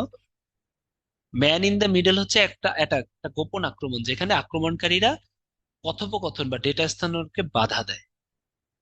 ঠিক আছে। হুম। স্থানান্তরের মাঝখানে নিজেদের ঢোকানোর পরে আক্রমণকারীরা উভয় বৈধ অংশগ্রহণকারী হওয়ার ভান ধরে। ম্যান ইন দ্য মিডল মানে আপনি হচ্ছে ম্যান ইন দ্য মিডল হয়ে যাচ্ছেন। মনে করেন এই যে এখানে আমি পড়াচ্ছি উত্তরণে, এখানে মনে করেন অন্য দুইটা কোচিং ঢুকে গেল, ওরা এসে এমন ভাবে কাহিনী করলো যে উত্তরণ আপনাদের পড়াচ্ছে না, আমরা বসে থাকলাম, ওরাই হচ্ছে গিয়া আপনাদের পড়াইতেছে। এইটাই হচ্ছে man in the middle. Phishing মানে কি? ফিশিং মানে ব্যক্তিগত তথ্য চুরি। ফিশিং মানে ওই ব্যক্তিগত তথ্যের একটা যদি হয় হচ্ছে গিয়া কি বলে, ভিডিও আর কি। স্প্যামিং মানে অযাচিত message. Stupid, pointless, annoying message. ঠিক আছে। স্পুফিংটা হচ্ছে ওই ব্যক্তিগত তথ্যাদিটা যদি আর্থিক তথ্যাদি হয়, নিয়ে যায়, ওটা হচ্ছে স্নিফিং। কিছুই না, সবকিছু মিলাইয়া হচ্ছে স্নিফিং। সেটা তার দিয়েও হতে পারে, তার বিহীন লাইন দিয়েও হতে পারে, এয়ার বাই এয়ারও হতে পারে, মানে হচ্ছে কি ইন্টারনেটের মাধ্যমে হতে পারে, আবার তারের মাধ্যমে হতে পারে, মানে এতক্ষণ যা পড়াইলাম সবকিছু মানে কি একসাথে স্নিফিং বলে। ঠিক আছে। আর হ্যাক করার প্রক্রিয়াকে, হ্যাঁ, এই পুরো যে প্রক্রিয়া, এই এত কিছুর যে প্রক্রিয়া, এই প্রক্রিয়াটাকে বলা হয় হচ্ছে ফ্রেকিং, মানে ফ্রেক। ঠিক আছে। ফোন হ্যাকারদের সাধারণত ফ্রেকার বলা হয়, এরকমই। এটা পারবেন? 2017 সালে বিটকয়েন প্রথমবারের মতো বৈশ্বিক লেনদেন শুরু করে কবে? দেখি তো পারেন নাকি। এটা অতটা ইম্পর্টেন্ট না, তারপরেও সালটা তো মনে রাখবেন। কার কার মনে আছে?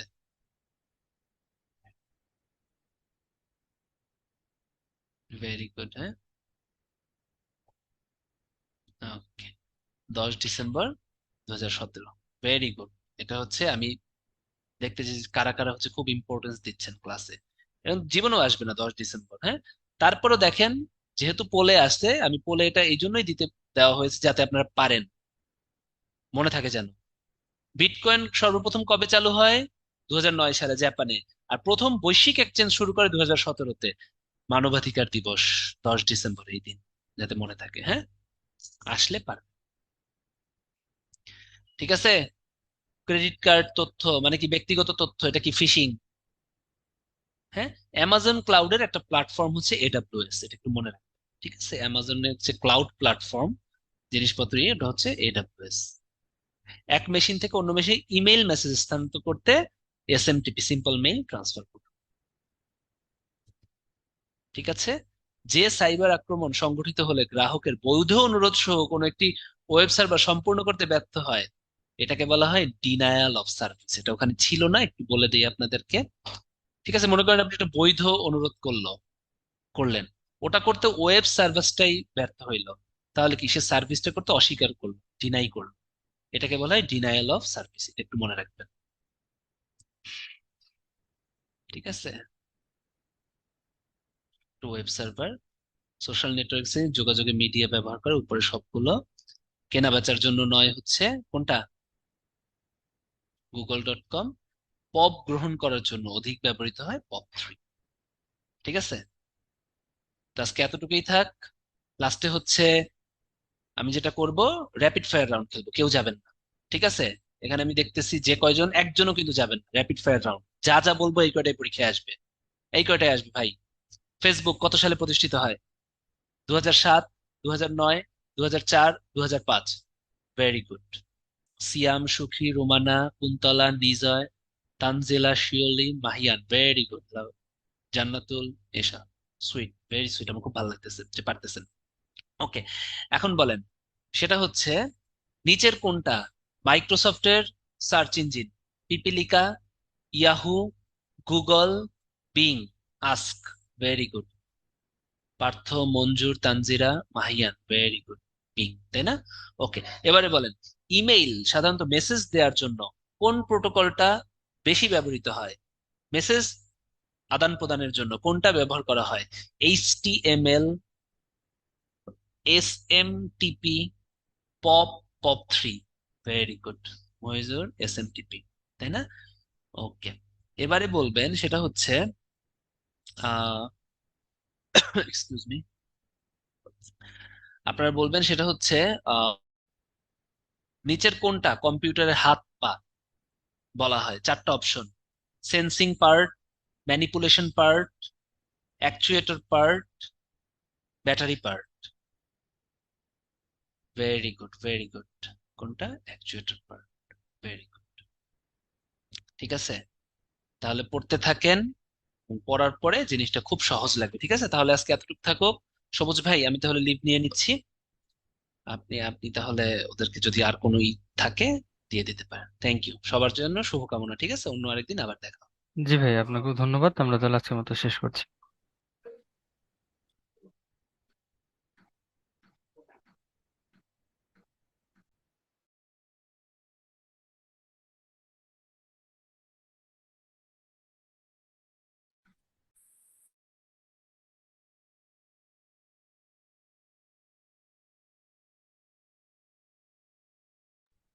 আচ্ছা, আপনাদের যদি এখন উত্তরণ সম্পর্কিত কোনো কোশ্চেন থাকে তাহলে চ্যাট বক্সে জিজ্ঞেস করতে পারেন।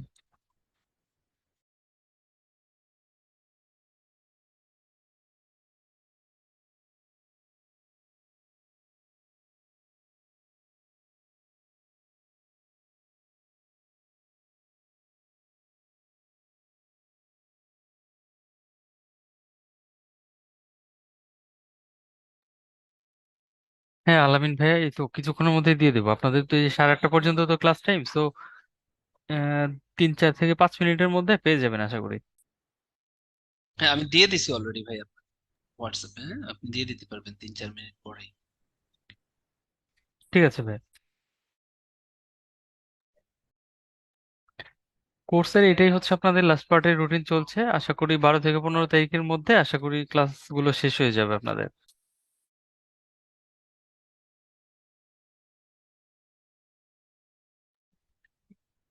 আচ্ছা, একজন বলছেন যে সাবজেক্ট ভিত্তিক যে আপনাদের মডেল টেস্ট গুলো হবে, এই রুটিন শিডিউলটা কোথায় পাবেন?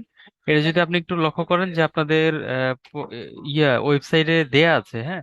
পাশাপাশি আমাদের ওয়েবসাইটে ঢুকে আপনি হচ্ছে রুটিনের এইখানে একদম যে লাস্ট একটা রুটিন আছে সেটা একটু ডাউনলোড করে নেবেন কাইন্ডলি। দেখবেন যে সেখানেও দেয়া আছে। তো দুইটা পদ্ধতিতেই আপনারা হচ্ছে এটা পেয়ে যেতে পারেন। আমি পাশাপাশি চ্যাট বক্সে দিয়ে দিচ্ছি। ঠিক আছে। হ্যাঁ, চ্যাট বক্সে দিয়ে দিয়েছি, একটু দেখেন কাইন্ডলি, এখান থেকে নিতে পারবেন, অসুবিধা নেই। আচ্ছা ঠিক আছে, তাহলে আজকের মতো আমরা শেষ করছি। ভালো থাকবেন সবাই, শুভরাত্রি।